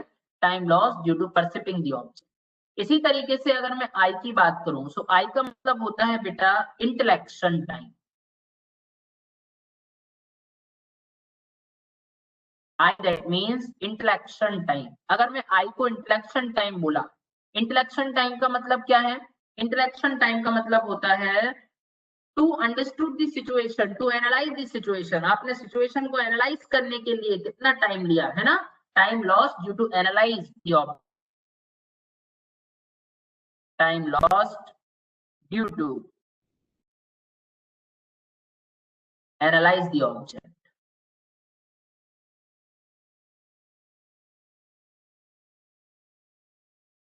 ठीक है ना, आपने ऑब्जेक्ट को एनालाइज करने में कितना टाइम लॉस्ट किया, उस टाइम को मैंने इंटेलेक्शन टाइम बोला।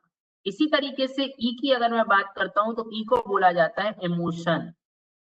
इमोशन टाइम का मतलब, यार जब भी कोई ऑब्जेक्ट आता है तो हमारे ऊपर, यानी जब भी मान लो सामने गौ माता विराजमान है, ठीक है, गौ माता सड़क पर नहीं होंगी, बहुत तेज स्पीड में व्हीकल चलाते आ रहे हैं, तो हमारे दिमाग में दो इमोशन आते हैं, मुझे ना लग जाए, उसको ना लग जाए, मेरे व्हीकल को ना लग जाए। Am I right or wrong? तो इसी तरीके से time lost due to emotion, तो आपने time lost due to emotion, आपने जितना भी इमोशन में टाइम लॉस्ट किया, टाइम लॉस्ट, ठीक है ना, उसको इमोशन टाइम बोला। इसी तरीके से PIEV, वी का मतलब होता है volition. Clear to all of you? अगर मैं बात करूं वी का मतलब क्या है, तो वी का मतलब वॉल्यूशन। वॉल्यूशन टाइम का मतलब क्या होता है?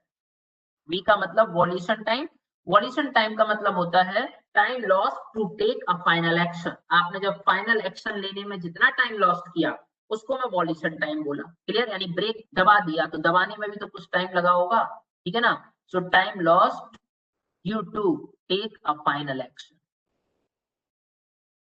Time lost to take final action. Clear to all of you? Final action लेने में जितना टाइम लगा, उसको मैं वॉल्यूशन टाइम।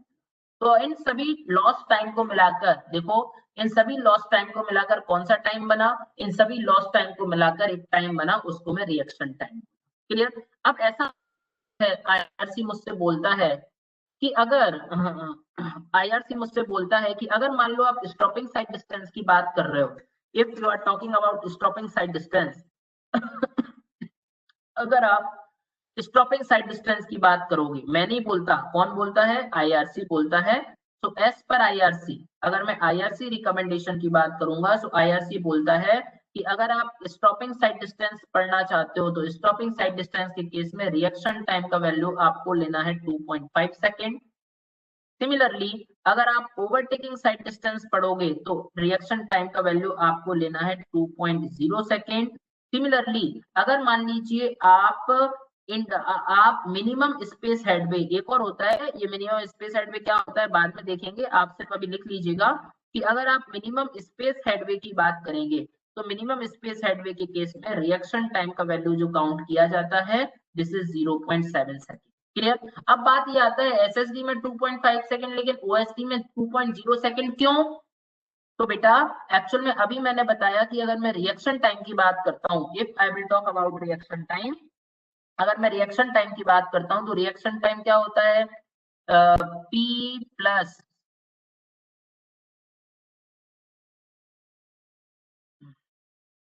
रिएक्शन टाइम क्या होता है P plus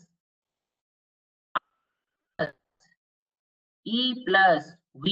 clear to all of you. तो जब भी ओवरटेकिंग साइड डिस्टेंस की बात करूंगा तो ओवरटेकिंग साइड डिस्टेंस में इमोशंस नहीं होते। क्लियर। क्योंकि मैं ये नहीं सोचता हूँ उसको लग जाएगा कि नहीं लगेगा, मैं तो ओवरटेक करने की कोशिश करता हूँ। क्लियर। तो अगर मैं ओवरटेकिंग साइड डिस्टेंस की बात करूं तो ओवरटेकिंग साइड डिस्टेंस में इमोशन के कारण टाइम जो लॉस्ट हुआ है उसको मैं नेग्लेक्ट कर देता हूँ। क्लियर। इसीलिए उसका वैल्यू 0.5 सेकेंड डिक्रीज हो जाता है। समझ में आया। तो ये अब ओएसडी बहुत सारे फैक्टर्स पर डिपेंड करता है, जैसे कि एज, हमारी उम्र पर, जैसे कि जेंडर, फीमेल जेंडर है कि मेल जेंडर है, ठीक है ना, जैसे कि अटेंटिवनेस, आप कितने अटेंटिव हैं, इन सभी चीजों पर रिएक्शन टाइम डिपेंड कर सकता है। क्लियर। तो आज के लिए अपन इतना करते हैं, अपन ने लेग डिस्टेंस को समझ लिया। नाउ अब अपन नेक्स्ट लेक्चर में डिस्कस करेंगे what do you mean about braking distance, braking distance क्या कहलाती है and how to calculate it. Then मैं लेग डिस्टेंस और ब्रेकिंग डिस्टेंस दोनों को क्लब करूंगा तो हमारे पास पे टोटल डिस्टेंस यानी टोटल स्टॉपिंग साइड डिस्टेंस मिल जाएगा। Clear to all of you. आज के लेक्चर के लिए अपन इतना यहाँ पर स्टॉप कर देते हैं। चलिए, thank you so much for this wonderful